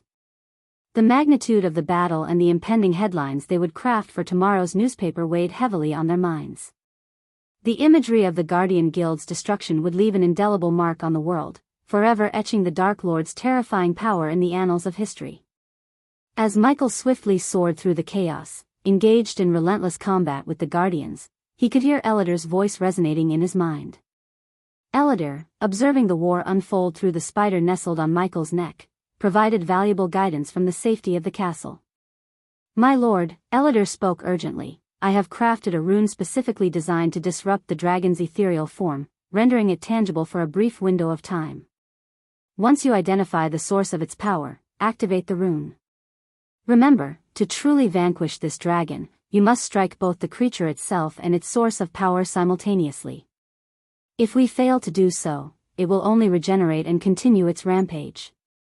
With a sly smile on his face upon hearing Ellider's voice, Michael's confidence swelled.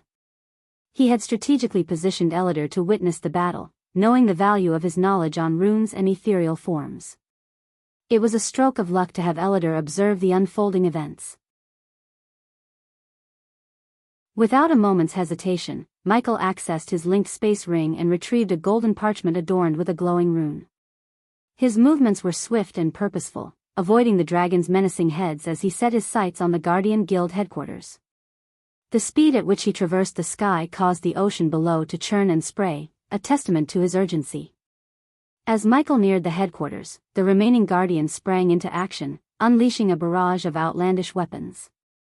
Arcane rifles crackled with energy, launching bolts of lightning, while shimmering blades glowed with enchantments as they were brandished. The air crackled with the release of powerful elemental spells and ethereal projectiles. However, Michael swiftly maneuvered through the chaos, expertly evading the Guardians' attacks. He soared higher into the sky, then dove down with incredible force, landing amidst the Guardians with a thunderous impact. The sheer power of his landing sent shockwaves rippling through the surroundings, causing the Guardians and their weapons to tremble and topple. Seizing the opportunity, Michael unleashed dark beams from his piercing eyes, obliterating the Guardians in his path. The beams sliced through flesh and armor, severing heads and limbs with terrifying efficiency. The scene resembled a scorching hot knife cutting through butter, leaving destruction in its wake. Meanwhile, Michael deftly evaded the dragon's energy balls, skillfully dodging their lethal trajectory. His movements were fluid and precise, allowing him to navigate the battlefield while simultaneously dispatching the Guardians. The combined might of his dark beams and evasive maneuvers left a trail of fallen foes and severed limbs, a testament to his unrivaled power and combat prowess. As Michael darted through the crumbling hallways and corridors of the Guardian Guild headquarters, the dragon hot on his heels, the entire building quaked under their fierce pursuit. His keen eyes scanned every inch of the surroundings, desperately searching for the source of the dragon's power. In his environmental scanning map, he detected a pulsating energy emanating from a specific location. Amidst the chaos, the walls trembled and shattered, sending debris raining down as Michael pressed forward. Finally, he descended into an underground chamber, where his eyes fell upon a captivating jade stone adorned with an intricately etched tiny dragon. Sensing its significance, Michael knew this was the key to severing the dragon's hold. Without hesitation, he reached out and snatched the jade stone, his hand trembling with determination. As he did, the dragon let out a thunderous roar, its golden energy surging toward Michael with relentless force. The impact of the blast sent him hurtling through the walls, his shoulder bleeding profusely, but he clung tightly to the precious jade stone. With sheer willpower, Michael emerged from the crumbling Guardian Guild headquarters, soaring into the vast expanse of the sky. The dragon, its existence threatened, unleashed one final desperate attempt to halt him. But with the jade stone firmly in his grasp, Michael defied the odds, his resolve unyielding. As the dragon emerged from the remnants of the Guardian Guild, Michael stood firm, clutching the jade stone and the golden parchment tightly. Knowing the moment had come, he summoned the dark flames, engulfing the scroll in his hand. The ancient rune, pulsating in a crimson hue, soared through the air and struck the dragon with precise accuracy. The ethereal form of the dragon flickered and wavered as the rune took hold, transforming its essence into a crystalline state. With unwavering determination, Michael unsheathed his dark sword, its wicked blade gleaming in the light. He lunged forward, his movements swift and precise, evading the golden energy balls unleashed by the dragon's heads effortlessly. The crystallized body of the dragon stood no chance against the dark sword's lethal edge. In a breathtaking display of skill, Michael cleaved through the dragon's defense, shattering its fragile form. Simultaneously, his grip tightened around the jade stone, crushing it with a resolute grip. The dragon let out a thunderous roar, a final cry of defiance before its entire being shattered into a mesmerizing cascade of golden light. It dissipated into the vast expanse, leaving no trace of its existence behind. As Michael's feet touched the ground, his body slumped forward, the weight of exhaustion finally catching up to him. He took deep, labored breaths, the rise and fall of his chest revealing the toll of the fierce battle he had just endured. Surrounding him, the remaining guardians closed in, their eyes gleaming with a glimmer of victory. They believed him to be weakened, vulnerable, unaware of the secret power that flowed through his veins.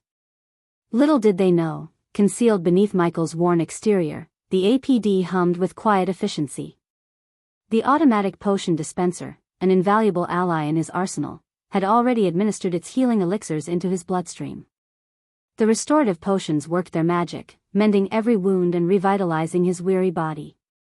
As the guardians closed in, their swords at the ready, their faces twisted into triumphant grins, Michael's eyes flickered with a newfound strength.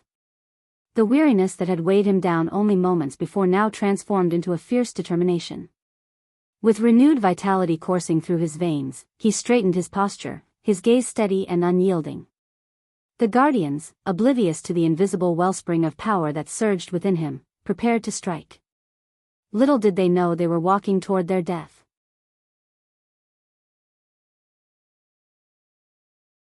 Chapter 977 No more Guardian Guild. Inside their secluded castle, Celici and Alara observed the ongoing battle between the Dark Lord and the remnants of the Guardian Guild. The once mighty guild now stood in ruins, their defense feeble against the unstoppable force before them. Alara and her fellow council members were left with a bitter realization: the guild's days of glory had come to an end. On the table in front of them, a collection of shimmering golden crystals radiated with potent energy. These precious artifacts held immense power, capable of summoning the formidable guardian dragons. Alara's gaze lingered on the crystals, tempted to employ their strength once more in a desperate attempt to turn the tides. However, Celsis' voice cut through the air, bringing her back to reality. Alara, no matter how many crystals we use or how many guardians we summon, they cannot defeat him, Celici spoke with a tone of conviction. These crystals possess a far greater purpose than they ever served in the hands of the Guardian Guild. We must wield their power wisely, for the sake of our own survival. Evan stared at the mirror, captivated by the unfolding war between the Dark Lord and the Guardian Guild. The sight filled him with disbelief. "I can't believe the Guardian Guild is on the verge of annihilation," he murmured, his voice laced with a mix of astonishment and fear. Celici, however, remained composed as she responded, her voice steady and devoid of fear. She understood the true extent of the Dark Lord's power, having observed and studied him extensively. Unlike others who underestimated him, Celici held a deep admiration for his strength. "Believe it, Evan. What you see is only a fraction of the Dark Lord's true power," she said, her eyes fixed on the mirror. Evan's hope dwindled as he pondered the question that plagued their minds. How can we possibly stop him now? If he has already reached the celestial stage, our efforts would be futile. Celici nonchalantly shrugged, acknowledging the grim reality. At this point, we can't. We are nowhere near his level, let alone capable of defeating him. That's why we must remain in the shadows and focus on strengthening ourselves. Evan's frustration was evident as he exclaimed, "But how can we hope to match his cultivation speed? He's practically a deity." Celsis' gaze never wavered from the mirror, where the Dark Lord unleashed devastating spells that tore through the guild. Her response carried a hint of determination. "We may not match his cultivation speed, but we have the power to impede the growth of his army and slow down their progress," Celici explained, her voice filled with conviction. "The Dark Lord may be formidable, but he cannot win a war alone. He relies on his forces. While he appears invincible now, there will come a time when he meets his equals." Alara's curiosity piqued as she probed further, intrigued by Celsis' cryptic words. She had chosen to align herself with Celici due to her keen intellect, despite the criticism that surrounded her. Many within the Guardian Guild disapproved of Celsis' actions, blaming her for Nagaland's decline into poverty and debt. But Alara knew better. She understood that Celici had orchestrated Nagaland's downfall for a specific purpose. If Nagaland had remained a powerful kingdom under Gaia's rule, who had now become the Dark Lord's lover, it would have provided the Dark Lord with an unstoppable ally. By reducing Nagaland's strength, Celici ensured that the Dark Lord would have to divert his attention and resources towards rebuilding, thereby lessening the threat he posed. Alara recognized the dangerous game Celici was playing in the shadows, but she also acknowledged that Celici held many secrets close to her chest. She yearned to unravel these mysteries, beginning with Celsis' notion of the Dark Lord's match. "Who are these matches you speak of?" Alara inquired, her eyes fixed on Celici, hoping for a glimpse of the truth. Celice brushed off the question with a dismissive wave of her hand, leaving no room for further probing. "All will be revealed in due time, my dear," she replied, her tone final, indicating that further questioning would yield no answers. Ilara was left to ponder the hidden depths of Sales's plans, knowing that there was much more at play than met the eye. As their discussion unfolded, the skies above Holwick Island darkened, a foreboding omen of the impending devastation. The once raging storm intensified, its fury amplifying with each passing moment. Ilara and Celice watched in awe as the Dark Lord raised his hands, commanding the very elements to his will. The tempest swirled and roared with a newfound ferocity, thrashing the ocean waves into towering tsunamis and spawning violent tornadoes in its wake. Eyes fixed on the sky, the two women witnessed a sight both magnificent and terrifying.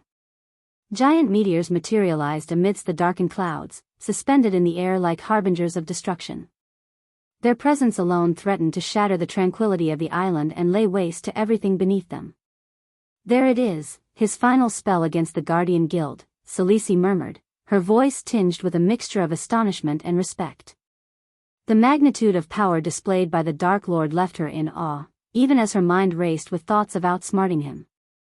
Ilara detected something peculiar in Sales's tone, an unexpected admiration and a hidden desire to vanquish the Dark Lord using her intellect and cunning. There was a hunger within Celice, a thirst for victory against insurmountable odds. Meanwhile, Evan, overcome with grief, rose from his seat. His fists clenched tightly, and tears welled up in his eyes. Though he had only been a member of the Guardian Guild for a short time, his admiration for the organization ran deep. From a young age, he had yearned to serve and protect the guild, and it held a special place in his heart. The sight of its impending destruction pained him to his core, touching not only his heart but also his very soul. Celice observed Evan's anguish with a sense of satisfaction. She knew that this pain would stoke the flames of his determination, igniting a burning resolve to stand against the Dark Lord and his formidable army. It was in moments like these that Celice sought to mold her Shadow Clan, infusing them with righteous anger, motivation, and an unwavering drive to combat the Dark Lord with every fiber of their being. As Evan's tears streamed down his face, the Dark Lord lowered his hands, releasing his control over the meteoric entities. With a blazing descent, the celestial fireballs tore through the darkened sky, scorching the very air they traversed. Their trajectory led them unerringly towards the heart of the Guardian Guild headquarters and ultimately, the beleaguered shores of Holwick Isle. The moment the meteors collided with the Guardian Guild headquarters, a cataclysmic wave of destruction was unleashed upon Holwick Island. The magnificent building, already marred by the earlier battle between the two-headed dragon and Michael, now faced its final reckoning.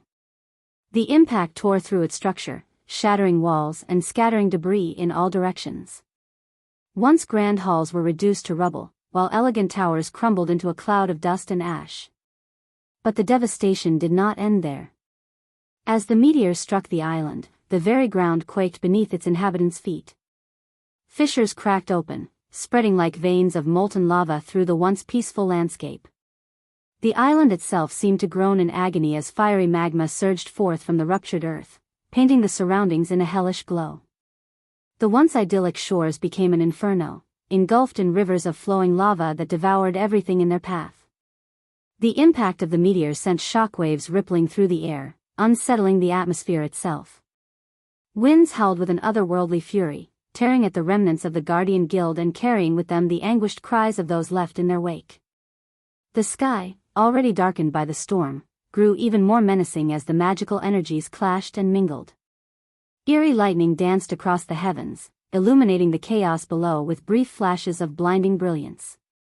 Meanwhile, the sea surrounding Holwick Island rose in a tempestuous uproar. As if angered by the tumultuous events unfolding on its surface, monstrous waves rose to incredible heights. They crashed against the shores with a relentless ferocity, pounding against the remnants of the Guardian Guild and eroding what little remained of its once formidable structure. The collision of water and land unleashed a torrent of foam and spray, mingling with the scorching heat of the lava and creating an atmosphere of unbridled chaos. Amidst this devastation, the Guardians who had remained on the island found themselves caught in the maelstrom of destruction. Their valiant attempts to defend their stronghold and their cherished guild were rendered futile in the face of such overwhelming power. They were tossed aside like mere playthings by the forces unleashed by the Dark Lord's spell. The survivors, if any, would bear witness to the horrifying scene of their comrades being swallowed by the fiery abyss or swept away by the relentless waves, their brave efforts reduced to naught. As the devastating aftermath of the meteors subsided, Holwick Island bore the scars of its encounter with destruction. The once solid landmass fractured into jagged fragments, each piece teetering on the brink of oblivion. Like a shattered puzzle, the island's integrity crumbled, and its broken remnants began to sink into the unforgiving depths of the surrounding sea. With an eerie slowness, the fragmented sections of Holwick Island tilted and shifted as if succumbing to the weight of their own demise. The ground beneath them crumbled and gave way, sending torrents of soil and rock cascading into the churning waters below. Each piece of land, once interconnected, now became isolated, drifting apart from one another in a melancholic dance of destruction. Amidst this scene of despair, the once majestic airships and warships of the Guardians lay battered and broken. These vessels, once symbols of power and protection, now resembled mere charred and smoldering remains. Their mighty frames sagged and splintered as if drained of their very essence. Flames licked at the tattered remnants of sails, devouring the once proud masts and turning them to cinders. With a cruel finality, these remnants of the Guardian's fleet met their fate. One by one, they surrendered to the pull of the ocean's abyss, sinking slowly beneath the surface. The sea greedily claimed them, engulfing the shattered wooden pieces until they were swallowed by the dark depths. The waves, now calmer but still bearing the weight of the recent chaos, whispered mournful laments as they swallowed the remnants of the once proud fleet. All that remained on the surface were fragments of memories and scattered debris drifting aimlessly upon the waves. They served as silent witnesses to the fallen Guardians and the island that had crumbled beneath the weight of unimaginable power. The sea, now a graveyard for the remnants of the island and its defenders, held its secrets close, veiling the tragedy within its eternal embrace. The onlookers, rogue cultivators, and news reporters stood at a distance, their faces etched with shock and terror as they bore witness to the destruction unfolding before them. Murmurs of disbelief and fear filled the air as they struggled to comprehend the magnitude of the Dark Lord's power. By the heavens, I've never seen anything like this. The Guardian Guild, it's falling, crumbling like a house of cards, exclaimed one onlooker, their voice trembling with disbelief. I thought the Guardian Guild was invincible. How can the Dark Lord be so unstoppable? Another whispered, their words barely audible over the roars of destruction. As the meteors descended and the island cracked, the observers could not tear their eyes away from the horrifying scene unfolding before them. The once majestic Sky Hall, the very symbol of the Guardian's might, was nowhere to be seen, leaving many perplexed and fearful. Where's the Sky Hall? How could it vanish in such a crucial moment? A rogue cultivator questioned, their voice tinged with confusion and concern. Whispers of despair and resignation spread among the onlookers, their faces reflecting a sense of hopelessness. They watched as the Dark Lord's forces continued their onslaught, seemingly invincible, and doubt crept into their hearts. I fear there is no hope left. The Dark Lord's power is unmatched, and it seems like nothing can stand in his way, murmured a rogue cultivator, their voice heavy with defeat. I never thought I'd see the day when the Guardian Guild would fall. If they can't stop him, who can? Pondered another, their tone filled with despair. In this somber moment, the Guardian's once mighty presence had been reduced to fragments sinking into oblivion, leaving behind only echoes of their valiant struggle against the Dark Lord's overwhelming forces.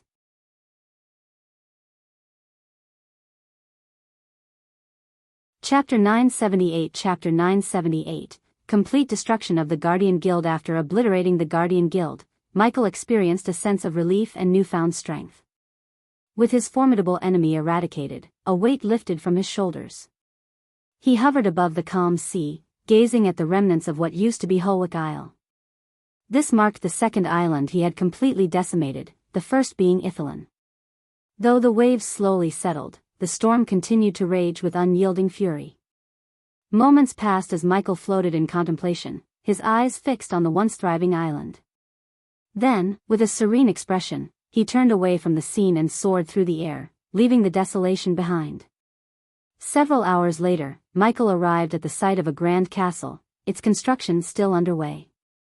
Eve eagerly awaited his return, accompanied by a group of Dark Army soldiers. Their curious gazes followed his every move. Eve, unable to contain her anticipation, approached Michael and inquired, "What happened?" With a calm smile, Michael answered her, "The Guardian Guild is no more." Gasps of astonishment escaped the lips of the Dark Army soldiers. As Michael walked beside Eve, he placed his arm around her neck, a gesture of familiarity rather than an embrace. Together, they proceeded to enter the castle, the soldiers trailing behind them, their eyes filled with wonder and curiosity.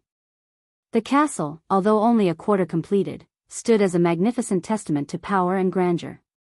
Dwarves, renowned for their craftsmanship, were diligently working on the construction, their hammers clanging against stone and metal, shaping the fortress that would serve as Michael's stronghold.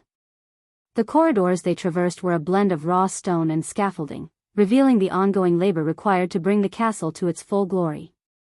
Dust particles danced in the air, illuminated by beams of sunlight that pierced through the partially constructed walls.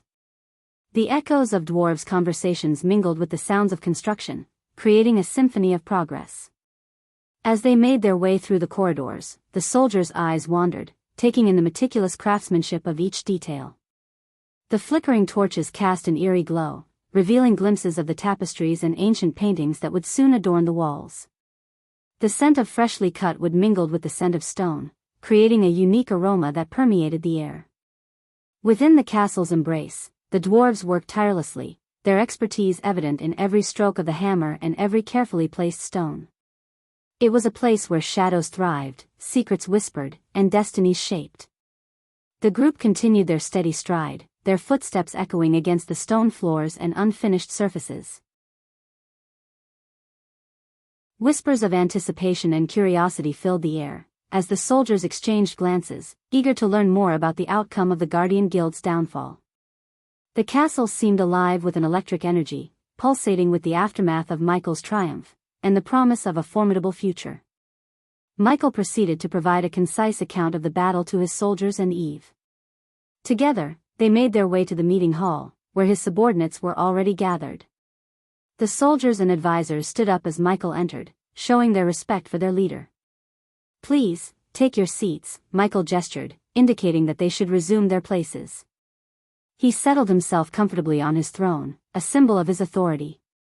As he seated himself, Sadie, his trusted aide, swiftly sent a stack of neatly stacked parchments gliding through the air towards Michael.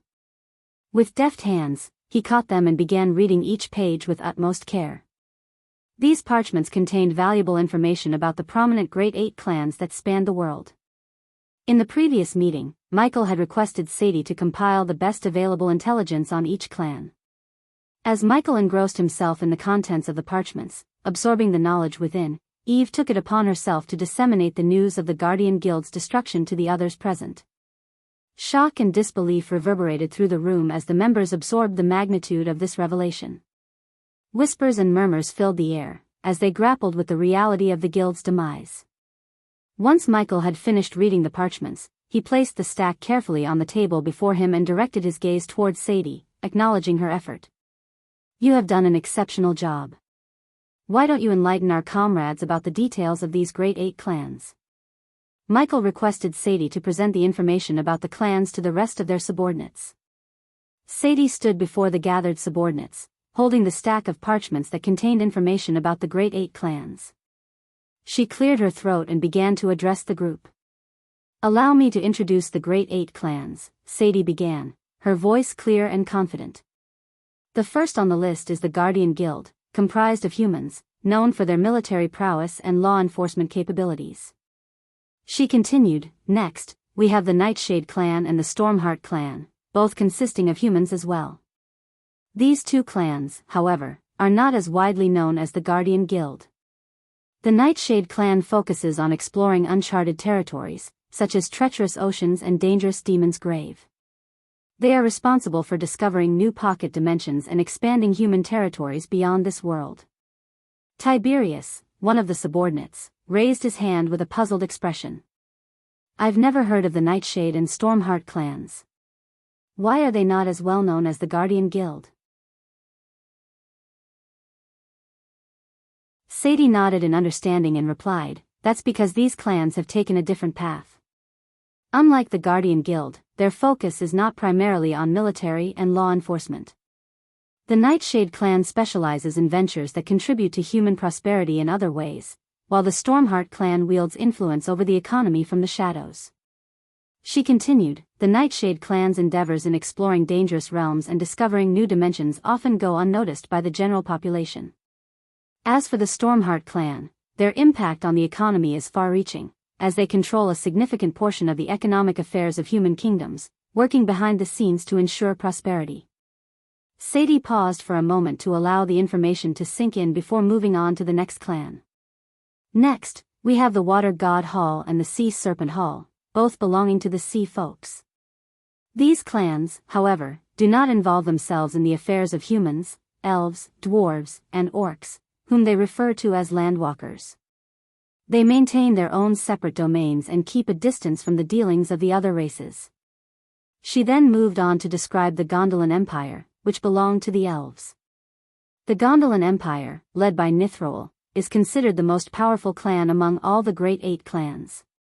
Nithroel, the Elven Empress, rules Gondolin with a firm hand. Unlike other clans that rely on military might, she opts for diplomatic solutions and cunning deals in the shadows, rather than waging wars. Sadie paused, allowing the significance of the Elven Empire's power to sink in among the listeners. The subordinates exchanged glances, realizing the weight of this information.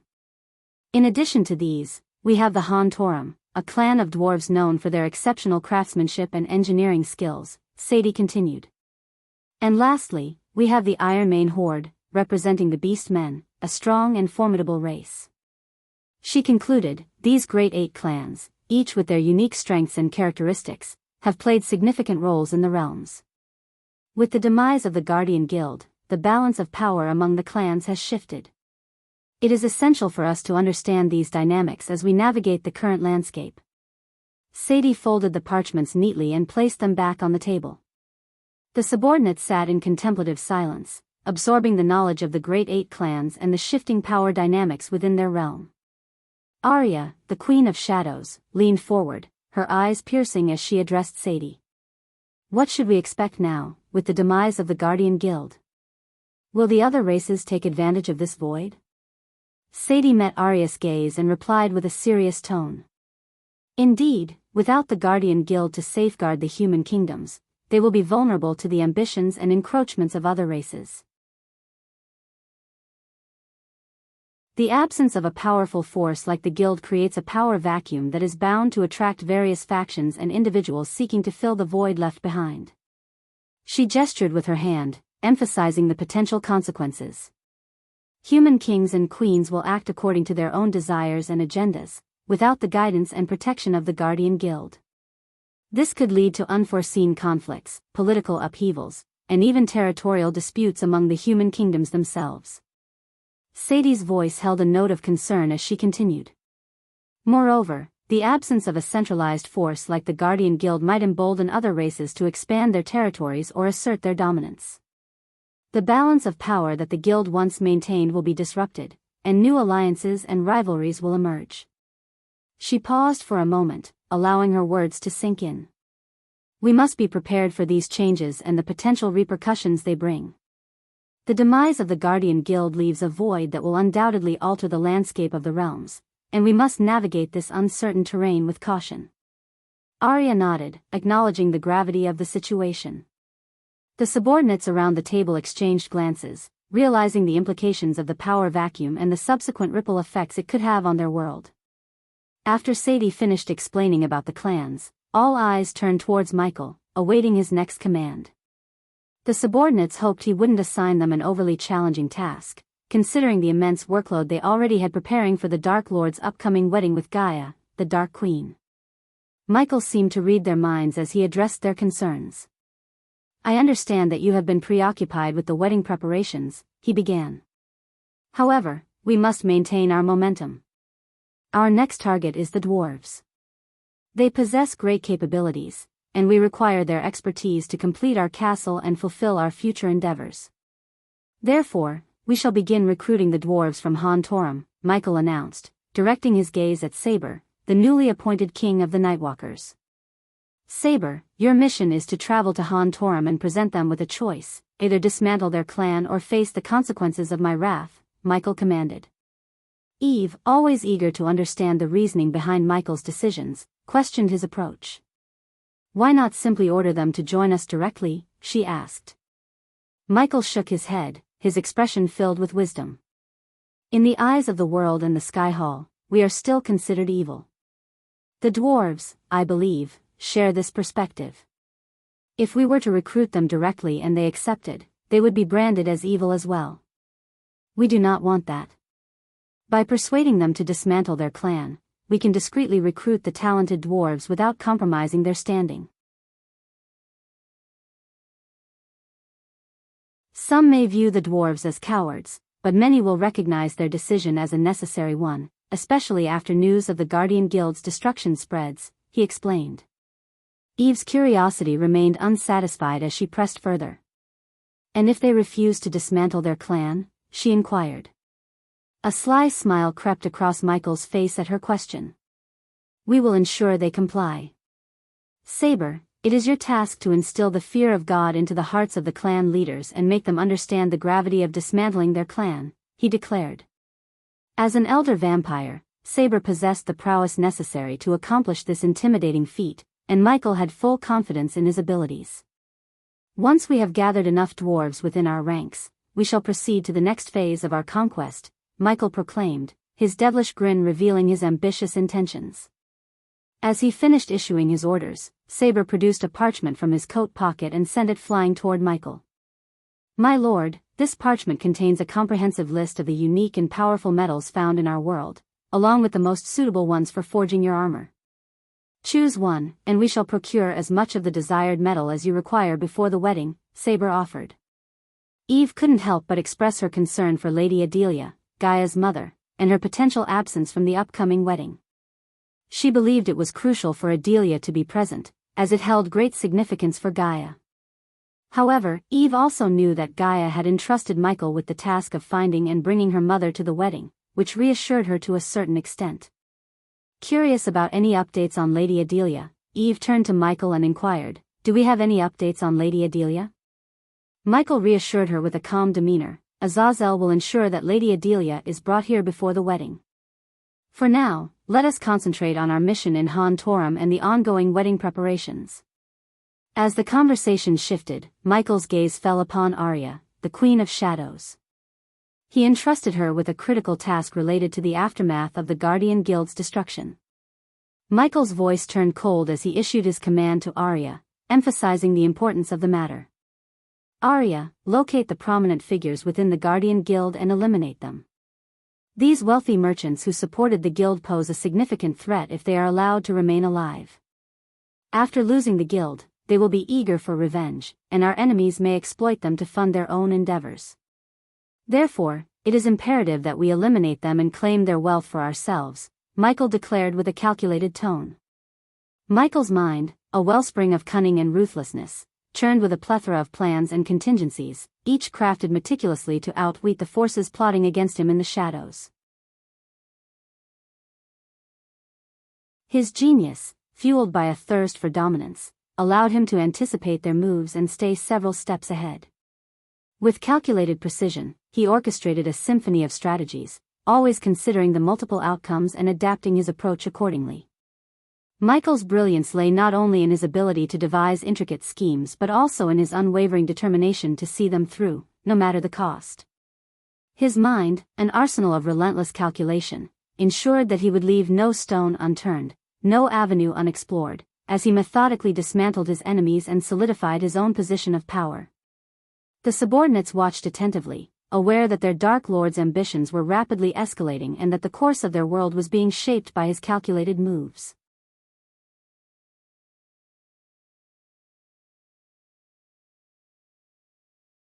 Chapter 979, Gaia's Real Father. Meanwhile, somewhere else in the Aur continent, a sense of foreboding filled the air as a heavy downpour unleashed its fury upon the desolate forest.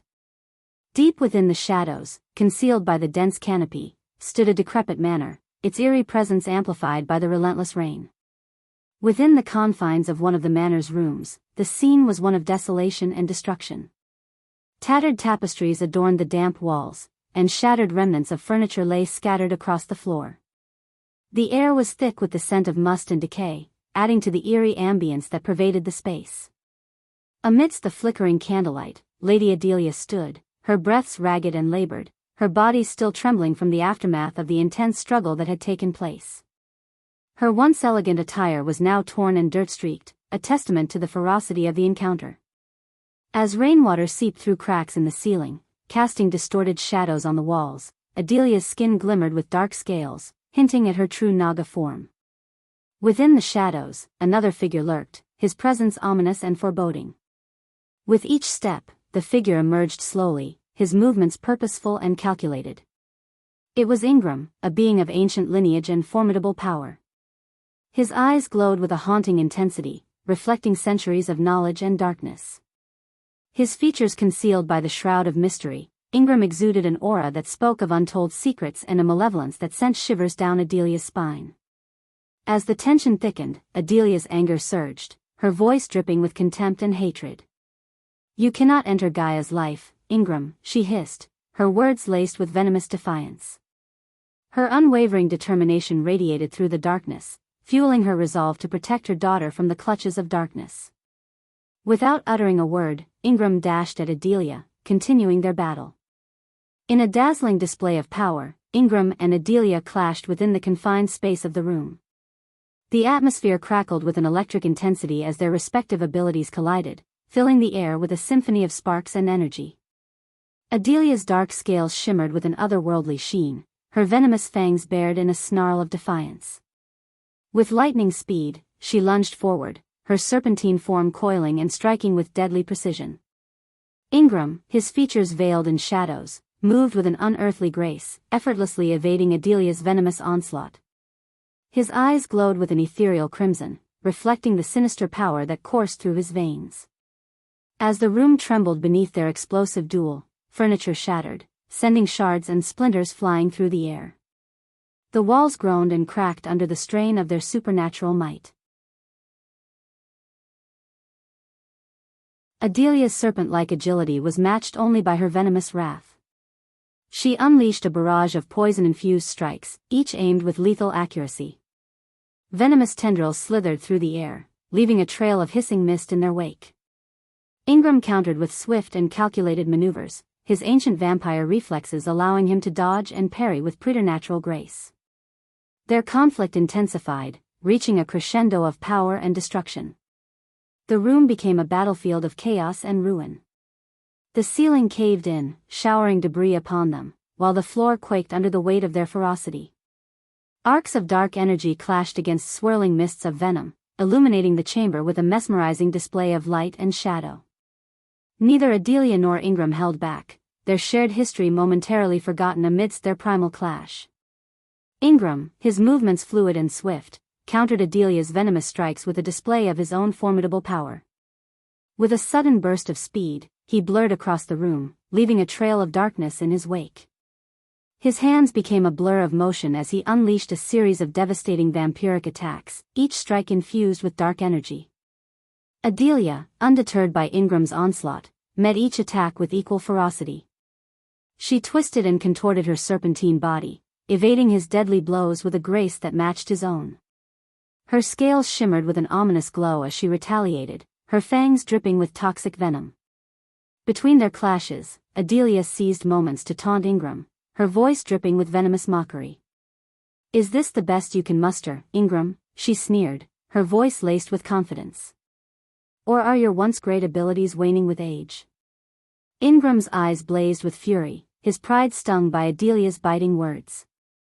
He lunged forward, his movements fueled by a renewed determination. His vampiric attacks intensified, seeking to overwhelm Adelia with their raw power. But she remained elusive, twisting and contorting her body with uncanny agility. Adelia laughed mockingly as she parried his strikes, her voice echoing through the chaotic room. "Come now, Ingram, show me what an ancient vampire like you is truly capable of. Or have the centuries dulled your edge?" Her words were like a poison, stoking the flames of his rage. Their battle raged on, a deadly dance of power and skill. The air crackled with energy as their conflicting forces clashed and intermingled. Adelia, refusing to yield, fought back with a tenacity born of hatred and determination. She refused to let Ingram's attempts to diminish her spirit go unanswered. The room trembled under the weight of their epic struggle, its walls echoing with their resounding blows. Adelia's dark scales glistened with resilience as she countered each of Ingram's attacks with precise strikes of her own. The battle reached a fever pitch, their animosity fueling their every move. But the outcome of their fierce clash remained uncertain, as neither Adelia nor Ingram showed signs of relenting. They were locked in a deadly dance, each determined to prove their dominance. Their fight was far from over, and the room continued to bear witness to their explosive confrontation. As the battle escalated, the room became a scene of utter devastation. Furniture lay in ruins, scattered across the floor like broken memories. The walls bore deep gouges and cracks, evidence of the raw power unleashed by Adelia and Ingram. The air crackled with an electric tension, the very atmosphere seeming to vibrate with their animosity.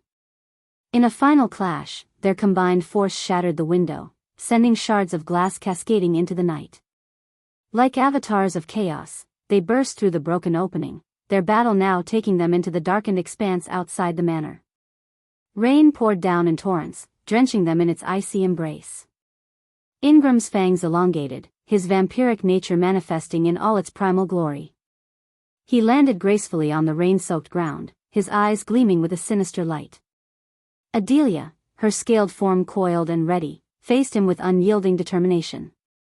A smirk tugged at the corners of Ingram's lips, his voice dripping with venom as he retorted to Adelia's earlier taunts. "Ah, Adelia, it seems your years in hiding have dulled your once sharp senses," he mocked, his words laced with condescension. "Dependent on the Dark Lord to fight your battles, are we? How pitiful it is to see you reduced to serving such a foolish cause." Adelia's eyes blazed with fury, her serpentine body poised to strike. She refused to be swayed by Ingram's words, her resolve unshaken. With a flick of her tail, she lunged forward, venomous fangs glistening in the rain-soaked night. As the rain poured relentlessly, the clash between Ingram and Adelia intensified in the inky darkness. Ingram's movements were swift and calculated, a blur of ethereal grace. He darted forward, his body contorting with unnatural agility, aiming to strike at Adelia's vulnerable flank. Adelia, her senses honed by years of survival, anticipated Ingram's assault. With lightning reflexes, she slithered to the side, narrowly evading his lethal swipe. The air crackled with energy as her scales brushed against his outstretched hand, leaving a trail of sparks in their wake. Not one to relent, Ingram unleashed a barrage of swift strikes, his hands a blur of blinding speed. Each blow was aimed with precision, seeking to exploit any opening in Adelia's defenses. Yet, Adelia's serpentine form proved elusive, her sinuous movements fluid and evasive. Adelia seized her opportunity and retaliated, her venomous fangs lunging towards Ingram's exposed arm. The sickening sound of flesh meeting fangs echoed through the rain-soaked night. A muffled growl escaped Ingram's lips as Adelia's venom coursed through his veins, momentarily impairing his movements.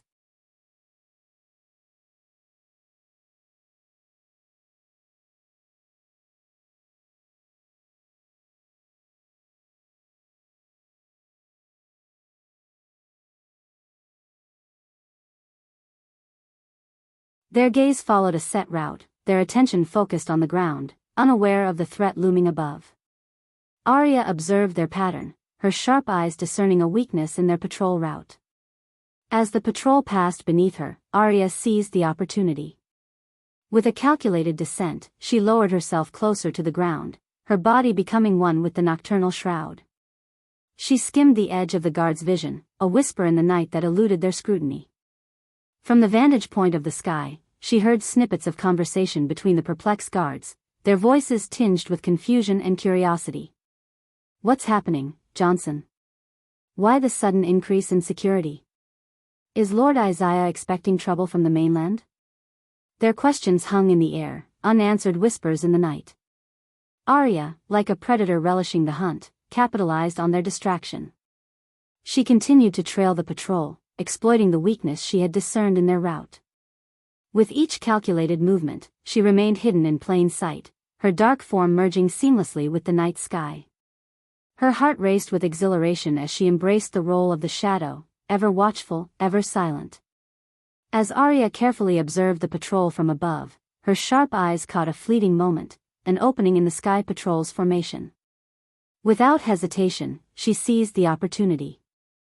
Like an arrow released from a taut bowstring, she descended with unparalleled speed, hurtling towards the ocean below.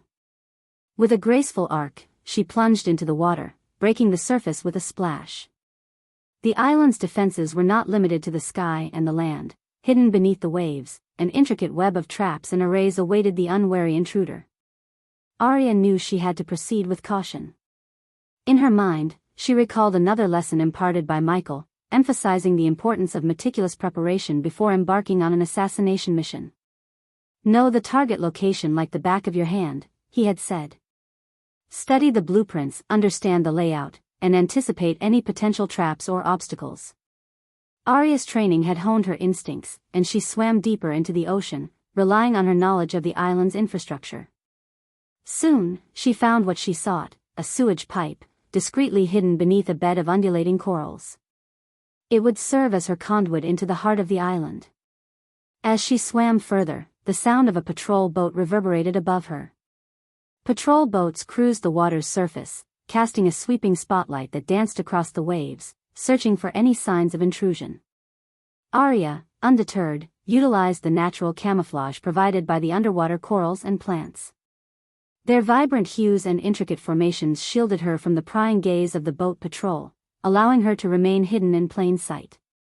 With each passing moment, Arya's resolve deepened.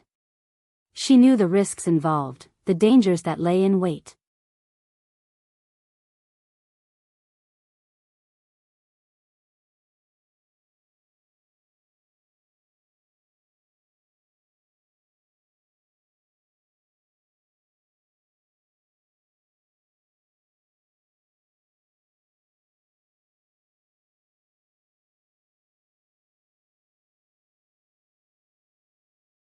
Chapter 981, Hail the Shadow Clan. The rooftop garden, bathed in the soft glow of the moonlight, was a tranquil oasis nestled high above the island.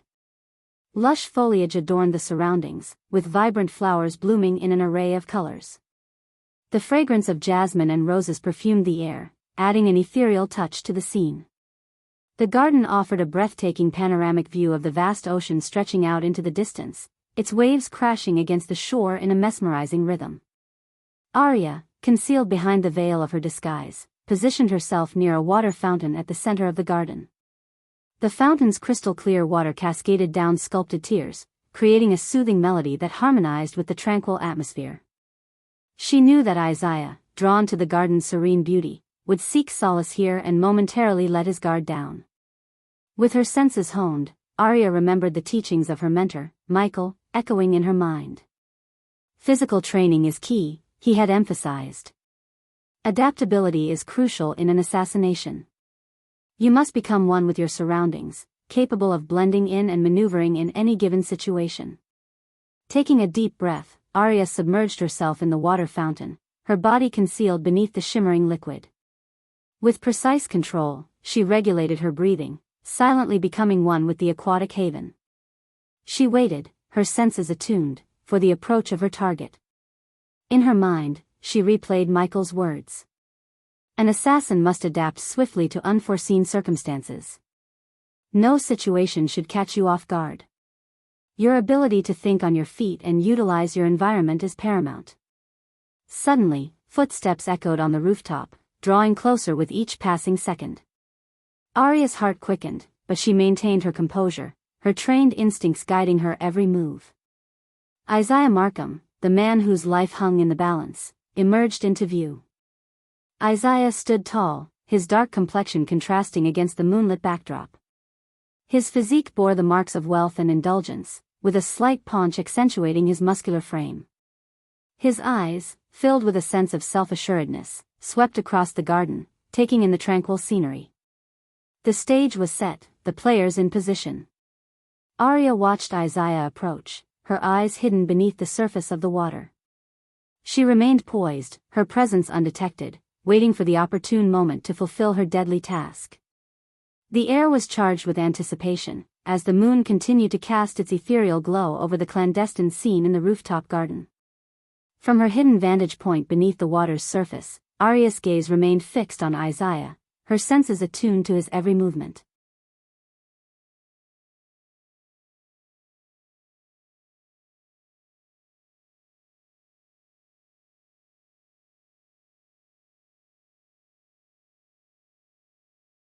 You abandoned her when she was just a baby.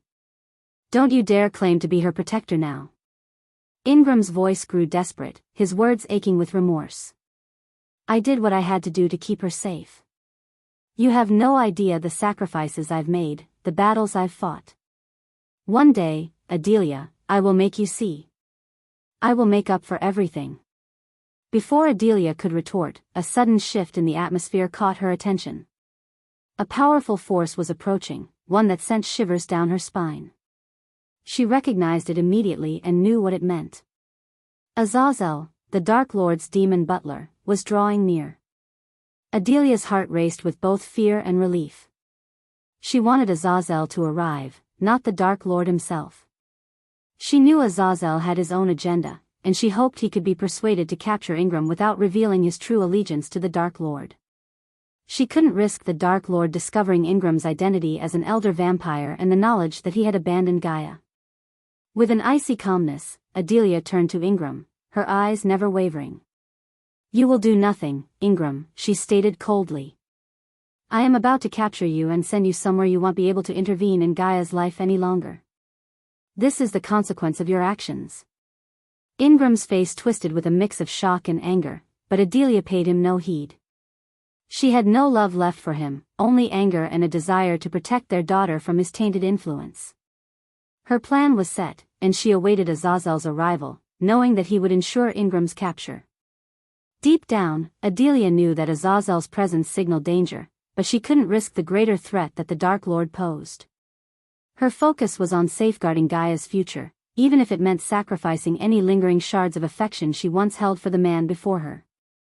Adelia's mind raced with conflicting emotions as she anxiously awaited Azazel's arrival.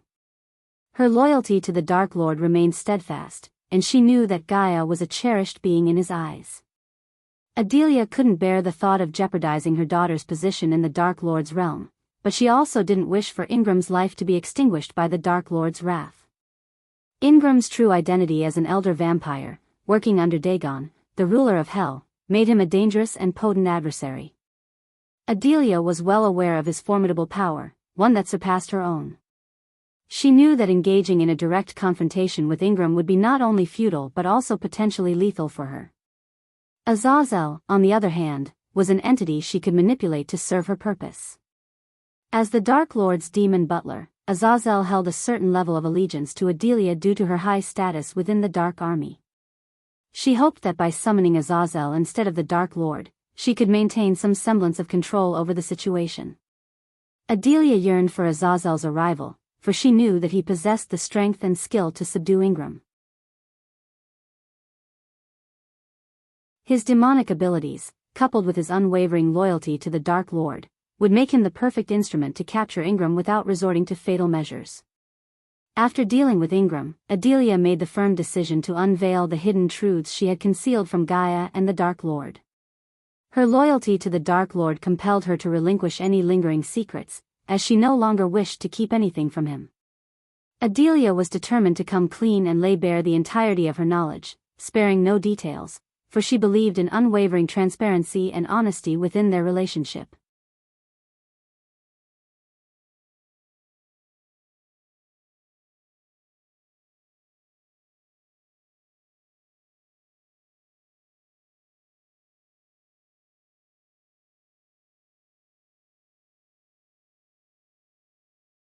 Little did he know that this friendly duel would not only test their skills but also deepen their bond with their enigmatic leader, the Dark Lord himself.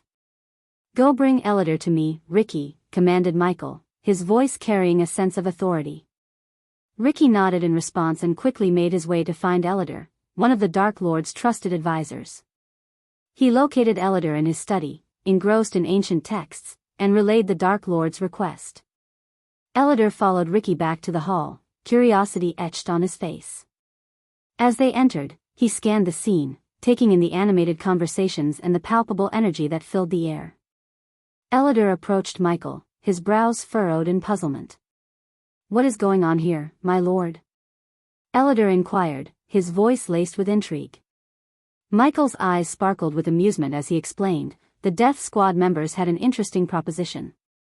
They wanted to have a friendly duel among themselves, betting on who has the chance to defeat me. Elidor's eyes widened in surprise, his gaze shifting towards the Death Squad members who were now preparing themselves for the impending challenge. It was not every day that the Dark Lord entertained such requests, but he understood the importance of fostering camaraderie and testing their mettle. "I see," Elidor nodded, his interest piqued. "And how do you plan to proceed, my lord?" A mischievous smile danced on Michael's lips as he revealed his plan. "I want you to create an array around the hall, one that will prevent spellcasting. This way, they can engage me on fair grounds without relying on magical abilities." Elidor nodded in understanding, acknowledging the fairness of the arrangement. It was crucial for the Death Squad members to have a genuine opportunity to demonstrate their martial prowess without the interference of external forces. "And what about your cultivation, my lord?" Elidor asked, his gaze searching Michael's eyes. Michael's expression turned serious as he replied, "I will suppress my cultivation to the soul refining stage, one stage below their current level, the fusion stage. This will provide them a fair chance to gauge their abilities against mine truly." Elidor nodded in approval, recognizing the significance of Michael's decision. It showcased not only his respect for the Death Squad members but also his desire to push them to their limits, fostering growth and instilling confidence. As the preparations continued and the array took shape, the hall buzzed with anticipation. The Death Squad members, now aware of the magnitude of this opportunity, stood tall, their expressions filled with determination. They were about to engage in a battle that would test their skills, bond them further as a team, and provide them invaluable insights into their own capabilities. As word spread throughout the floating mountain, the sound of hammers and chisels gradually faded away.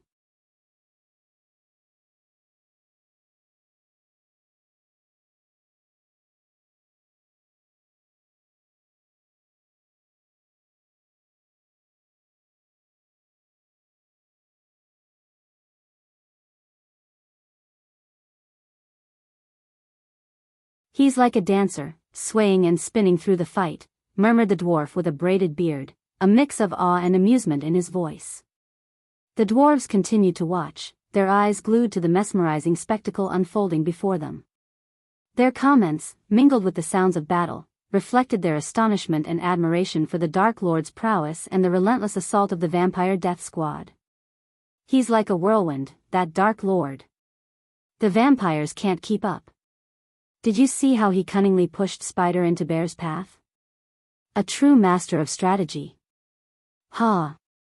I never thought I'd say this, but I'm actually routine for the Dark Lord. Who would have guessed?" Their voices rose and fell in a symphony of astonishment and camaraderie, their commentary a testament to the mesmerizing spectacle that unfolded before their eyes. The battle between the forces of darkness enraptured them, forging an unexpected bond among the dwarves as they marveled at the incredible display of skill and daring. The onlookers could hardly comprehend the spectacle unfolding before their eyes. The Dark Lord's agility, precision, and supernatural speed left them awestruck. The fight continued, a mesmerizing display of skill and power as Michael evaded, countered, and controlled the battlefield. The Vampire Death Squad, momentarily catching their breath, formed a huddle, their faces etched with determination. The battle had reached a critical juncture, and they needed to reassess their strategy to gain an edge against the formidable Dark Lord. Sensing the pause, Michael's eyes gleamed with a mix of confidence and cunning. "Listen closely," he spoke with an air of authority, pointing at each member of the Death Squad. "Spider, your swordplay is commendable, but your strikes are predictable. Vary your angles, and don't underestimate the element of surprise." Turning his gaze to Bear, Michael continued, "Your strength is unparalleled, Bear, but it can be a double-edged sword. Use your weight and momentum to your advantage, but be mindful of exposing yourself to counterattacks. Grey Wolf, your close combat skills are solid, but you telegraph your moves. Maintain your agility and surprise your opponent. Lastly, Michael locked eyes with White Wolf, his voice steady and composed. White Wolf, your archery skills are unmatched, but your focus wavers in close quarters. Trust in your instincts, and remember that precision can triumph over speed. The vampires listened intently, their eyes fixed on the Dark Lord as he imparted his wisdom. The brief respite allowed them to absorb his guidance and incorporate it into their newfound strategy. With the Dark Lord's pointers imparted, the vampire death squad dispersed, renewed and invigorated by his guidance. Like a well-coordinated symphony, they lunged forward once more, their renewed vigor palpable in the air. The clash resumed, but this time, Michael did not rely solely on evasion. He unleashed a torrent of devastating strikes, his movements fluid and swift, fueled by his newfound offensive momentum. Michael's movements were a blur of calculated strikes and lightning-fast counterattacks. He punched and kicked with precision, each blow delivered with enough force to make the vampires cough up blood. His fists and feet became a whirlwind of punishing strikes, finding the vulnerabilities in their defenses. Spider, fueled by the Dark Lord's advice, unleashed a flurry of sword strikes, aiming to exploit her opponent's weaknesses. But Michael deftly parried her attacks, his movements fluid and effortless. With a swift maneuver, he grabbed her wrist and twisted her arm, causing Spider to wince in pain. Bear, determined to prove his worth, swung his heavy battle axe with all his might. But the Dark Lord sidestepped the attack and delivered a powerful spin hook kick, his leg cutting through the air like a lethal weapon. Bear, caught off guard, was sent sprawling backward, the impact reverberating through his body. It was a display of the Dark Lord's precision and strength, his attack executed with masterful skill. Meanwhile, White Wolf nocked an arrow, drawing his bowstring with renewed confidence. He aimed carefully, seeking to find a weakness in his opponent's defenses. Yet, before he could release the arrow, the Dark Lord closed the distance in a blink of an eye, knocking White Wolf's bow aside and delivering a powerful strike that sent him crashing to the ground. Grey Wolf, agile and determined, tried to outmaneuver the Dark Lord. But Michael anticipated his every move, countering his strikes with lightning reflexes.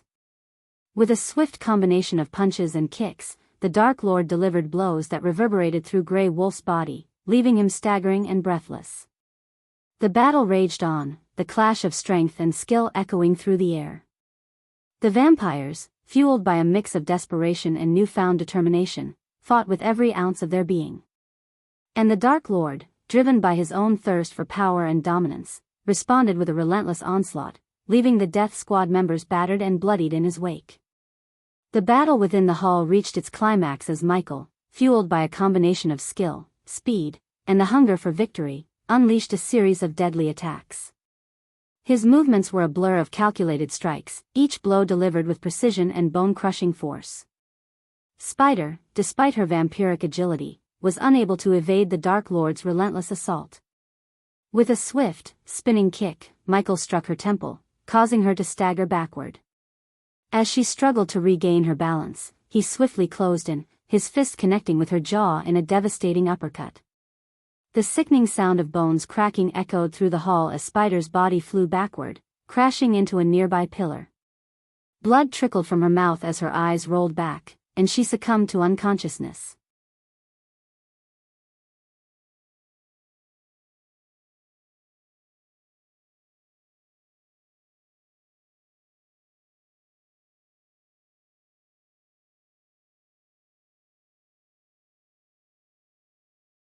Who in their right mind challenges the Dark Lord and thinks they'll come out on top? Ah, humans, another dwarf chimed in, shaking his head in mock pity. They always think strength in numbers will save them. But little do they realize, it just gives the Dark Lord more targets to crush. Laughter erupted once again, accompanied by a chorus of jests and jibes. They're like ants marching to their own demise, a dwarf exclaimed, a mischievous glint in his eye. Instead of using their brains to escape, they gather their little army for the Dark Lord's entertainment. And what's with their so-called intelligence? Quipped another dwarf, feigning confusion. They claim to be the smartest race, but when it comes to facing the Dark Lord, they're nothing more than bumbling fools. The dwarves shared boisterous laughter, their voices blending in a symphony of amusement. They reveled in their perceived intellectual superiority over the humans, mocking their choices and decisions. They thought they could defeat the Dark Lord. One dwarf exclaimed between fits of laughter. But instead, they became fodder for his power. It's almost too easy. The jovial banter continued, the dwarves relishing in their own wit and humor, unaware of the looming ultimatum the Dark Lord had sent them to deliver. Saber, perched high above the dwarven clan, carefully observed the patterns of their patrols. He analyzed their routes, noting the areas they frequented and the blind spots they might overlook. It was essential for him to find a gap in their vigilance that would allow him to infiltrate the clan undetected. As his sharp eyes scanned the dwarves below, he discovered a blind spot in their patrol route, a narrow alley tucked between two towering structures. It was a secluded path, hidden from direct view, where the dwarves seldom ventured. Saber realized that this blind spot would be his key to accessing the clan building without raising the guard's suspicions. With stealth and precision, Saber descended from his hidden vantage point and glided towards the designated blind spot. The narrow alley was shrouded in darkness, providing the perfect cover for his clandestine entry. He moved swiftly, his steps soundless, and disappeared into the shadows. Meanwhile, as Saber maneuvered through the hidden alley, a brief moment of uncertainty arose among the patrolling dwarves. One dwarf, a hint of suspicion in his voice, turned to his companion and asked, "Did you feel something strange just now? A presence, perhaps?" His companion, slightly inebriated from a night of revelry, scoffed and brushed off the inquiry. "Ah, you've had one too many, my friend," he retorted with a chuckle. "No one would be foolish enough to challenge our clan. It's just your imagination playing tricks on you." The doubtful dwarf shrugged, convinced by his companion's dismissal. They continued their patrol, unaware that a skilled infiltrator had slipped past them and was now lurking within the heart of their clan.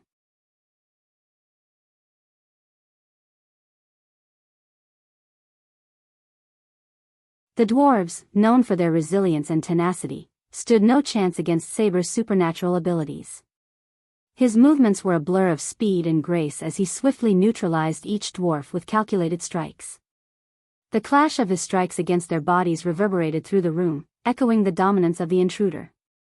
Within moments, the power room fell into an eerie silence, disrupted only by the unconscious forms of the dwarves strewn across the floor.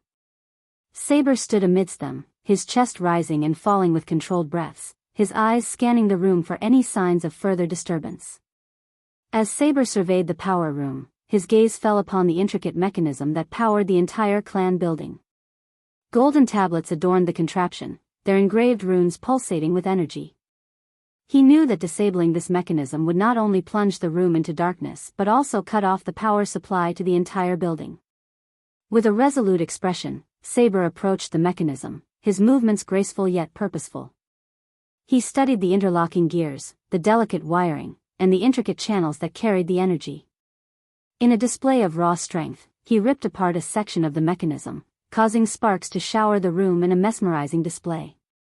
But disabling the mechanism entirely required more than just brute force. Saber drew upon his ancient knowledge and honed instincts to identify the vulnerable points within the system. With calculated precision, he unleashed a series of powerful punches, targeting specific junctions and conduits, severing their connections with resounding cracks.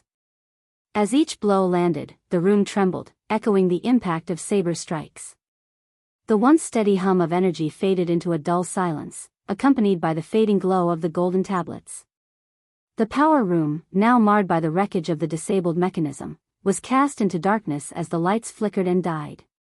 The power to the entire clan building had been severed, ensuring that Saber's presence would remain shrouded in shadows as he continued his mission. With the darkness as his ally, he would now navigate the vast halls and corridors, seeking out the clan heads and delivering the Dark Lord's ultimatum. Meanwhile, in a dimly lit chamber, a group of old dwarves gathered around a large oak table, their weathered faces illuminated by the soft glow of cigar embers. Wisps of smoke curled in the air as they deliberated on the best course of action to seize the opportunity presented by the destruction of the Guardian Guild. "We've been given a rare chance here, lads," one grizzled dwarf with a long white beard spoke with a deep, rumbling voice. "With the Guardians scattered, we can expand our influence and claim what's rightfully ours." Another dwarf chimed in, his voice tinged with a touch of greed. "The resources, the territories.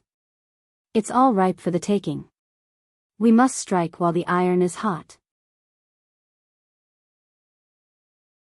As they plotted and debated their next move, their grand hall suddenly flickered with an unsettling glow, causing the chandeliers above them to tremble before plunging into darkness.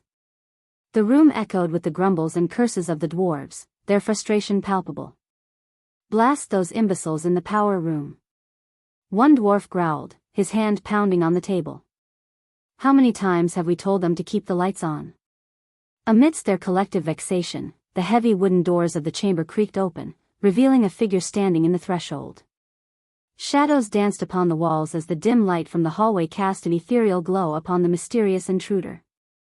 The dwarves squinted, their eyes adjusting to the darkness, and they vaguely made out the figure's silhouette, holding two other dwarves by the hand.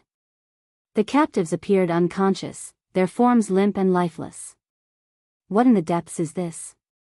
one dwarf exclaimed, his voice filled with a mix of curiosity and apprehension. The figure stepped forward, revealing a tall and imposing presence. His gaze, piercing and intense, seemed to cut through the darkness. The dwarves' eyes widened with a mixture of surprise and unease as they recognized the figure as Saber, the enigmatic intruder. Saber's voice, dripping with quiet authority, broke the silence. "Gentlemen, it seems there has been a change of plans. The Dark Lord demands your attention." His tone held an undeniable weight, leaving the dwarves captivated by a mixture of fear and curiosity. The old dwarves exchanged uncertain glances, their minds racing to comprehend the sudden turn of events. They knew they stood in the presence of a formidable adversary, and their instincts warned them to tread cautiously.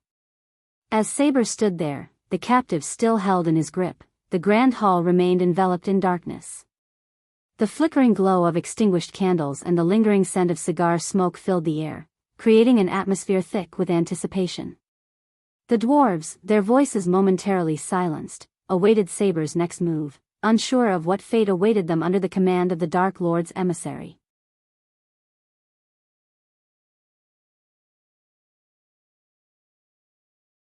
Chapter 985. Another great clan down. Saber strode confidently into the room, his eyes scanning the dwarves as he locked the door behind him. In response, the dwarves sprang into action, rushing to the side of the room where their weapons were kept. Each dwarf retrieved a formidable war hammer or war axe, weapons that were nearly as tall as they were. Their determined expressions masked the fear that flickered within their eyes, a fear they couldn't fully conceal. A faint chuckle escaped Saber's lips as he surveyed the sight before him. The image of these stout dwarves, with their long beards and sturdy frames, standing defiantly against him, amused him greatly. Yet, beneath his amusement, Saber could sense the deep-rooted apprehension that gripped the dwarves. They understood the overwhelming power he possessed, and it haunted their every thought. "What does the Dark Lord want?" one of the dwarf leaders spoke up, his voice laced with a mixture of defiance and desperation, hoping to delay the inevitable confrontation. But deep down, the dwarves knew there was no reinforcement that could match the might of this death angel sent by the Dark Lord. "You know what the Dark Lord wants, dwarves," Saber replied, his voice carrying a chilling undertone. A devilish grin played upon his lips, as he relished the fear that washed over the dwarves. "The Dark Lord has given you 4 days to dismantle your clan. Should you choose to defy his will, you will witness the true extent of the Dark Lord's power." The dwarves trembled involuntarily, their minds unable to shake off the tales of the Dark Lord's devastation. They had heard the rumors, the accounts of how he effortlessly obliterated the Guardian Guild, an organization far superior to their own in terms of raw cultivation power. The dwarves had established their clan with the sole purpose of toppling the Elven Empress and her empire, never intending to engage the Dark Lord directly. They were fully aware of their own limitations when it came to facing such a formidable foe.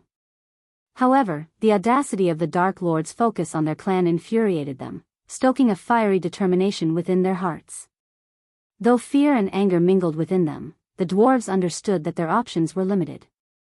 The choice before them was stark: dismantle their clan and potentially spare themselves from the Dark Lord's wrath, or defiantly challenge fate and face the full force of his fury. Why the bloody hell is he targeting our clan?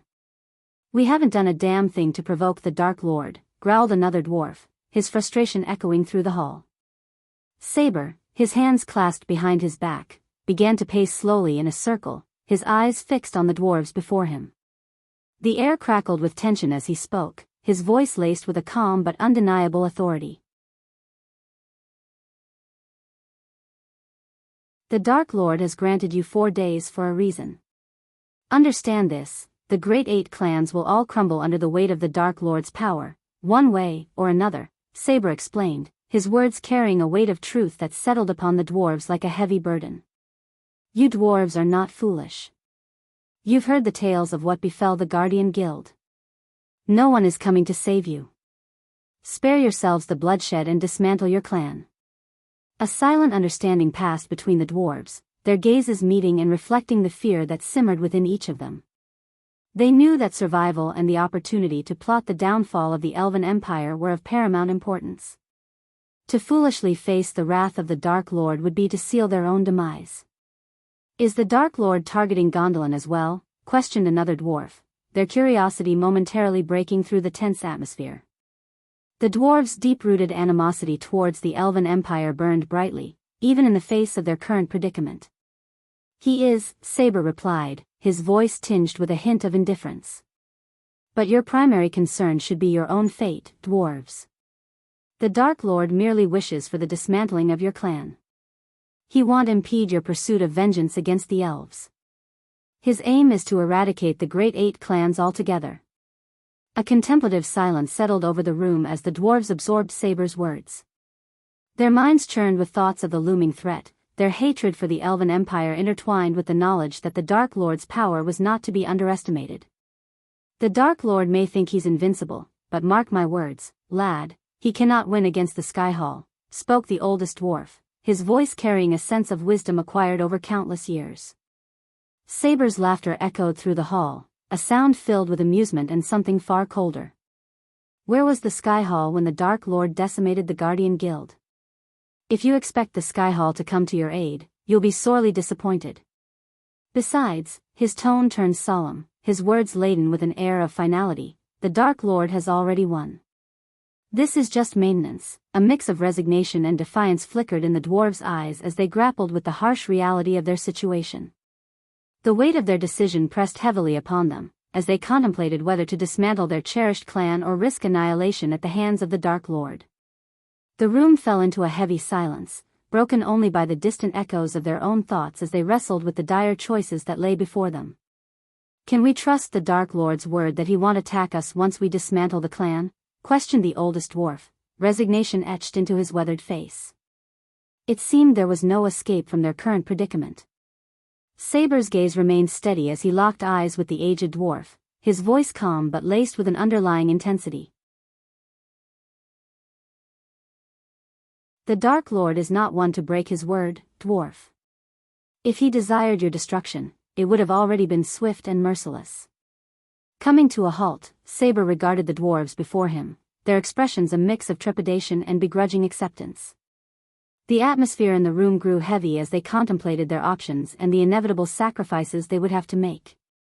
The Dark Lord has another request, dwarves, Saber continued, his voice carrying a note of calculation.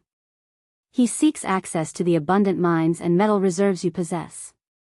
He requires the necessary metals to forge armor for his growing army. I know that this proposition may appear burdensome, but consider it a small price to pay in the grand scheme of things. The oldest dwarf scoffed, a hint of frustration coloring his tone. So, he wants to extort us as well? Saber's silence spoke volumes, his deadly gaze fixated on the questioning dwarf. The air seemed to thicken with tension, causing the dwarf to wither under Saber's piercing stare. The others, realizing the gravity of the situation, exchanged uneasy glances and murmured in agreement. It seems we have little choice but to comply, another dwarf reluctantly admitted, voicing the sentiment shared by the rest of the clan. We can't stop you, but for the love of the mountain, don't clean us out entirely, added another dwarf, the frustration in his voice tinged with resignation. Saber's smile returned, though its edges held a touch of menace.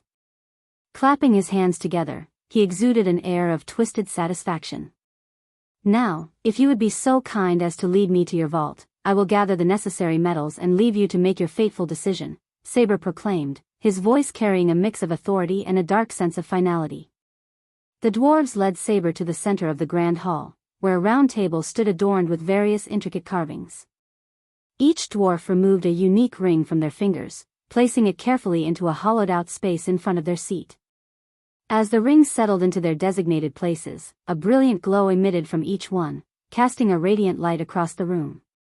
To the astonishment of the dwarves, the round table split open with a low rumble, revealing a hidden staircase leading downward into the depths of the earth. The steps were hewn from sturdy stone, illuminated by soft torchlight that flickered eerily in the dimly lit underground path. With trepidation mingling with a glimmer of hope, the dwarves embarked on the descent, Saber following closely behind. His presence brought a modicum of reassurance as he spoke in a steady voice, attempting to calm their anxieties. "Fear not, dwarves. The Dark Lord does not covet your treasures. His focus lies on the metals needed for his army's armors and swords," Saber explained, his tone carrying a note of sincerity. The dwarves exchanged glances, their curiosity piqued as they navigated the winding path. One of the dwarves, his voice laden with concern, broke the silence. "We've heard rumors, tales of the Dark Lord taking many of our kin and forcing them to build his grand castle. Are these rumors true?" Saber's laughter rang through the cavernous space, bouncing off the stone walls. "Slaves, you say? Oh, how the rumors can twist and turn. Let me enlighten you, my dear dwarves. Those who have joined the Dark Lord's construction projects are far from being slaves.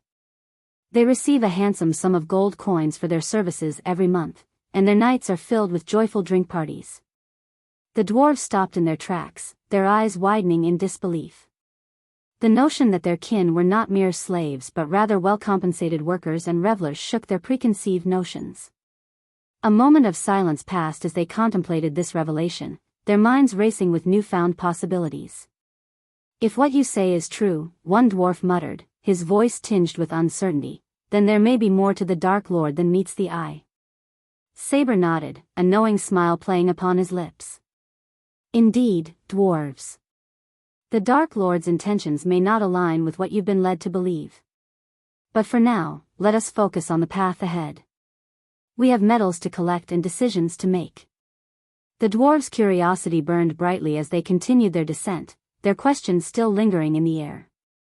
Finally, unable to contain their inquisitiveness any longer, one of the dwarves spoke up. "Why is the Dark Lord going against the Sky Hall and the Great Eight clans? What is his end game?" the dwarf asked, his voice tinged with a mix of curiosity and concern. Saber, his eyes gleaming with a hint of understanding, turned to face the dwarf.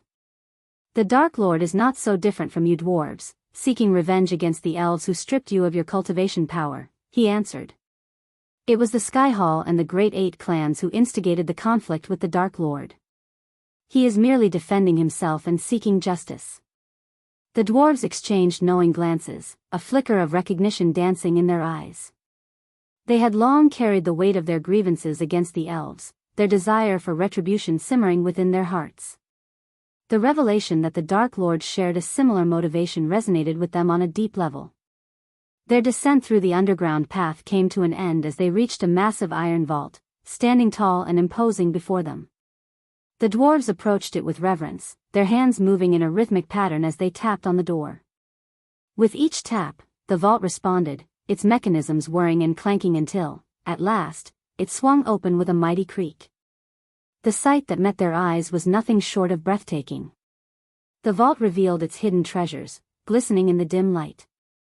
Gold and silver coins, precious gems, and magnificent artifacts adorned the shelves and gleamed from within ornate chests. The glimmer of the treasures cast a mesmerizing light upon Saber's face, illuminating the longing and determination etched upon his features. "You're tuning in to the Carefree Valley YouTube channel. Don't forget to subscribe and join us on this journey to catch the most captivating stories.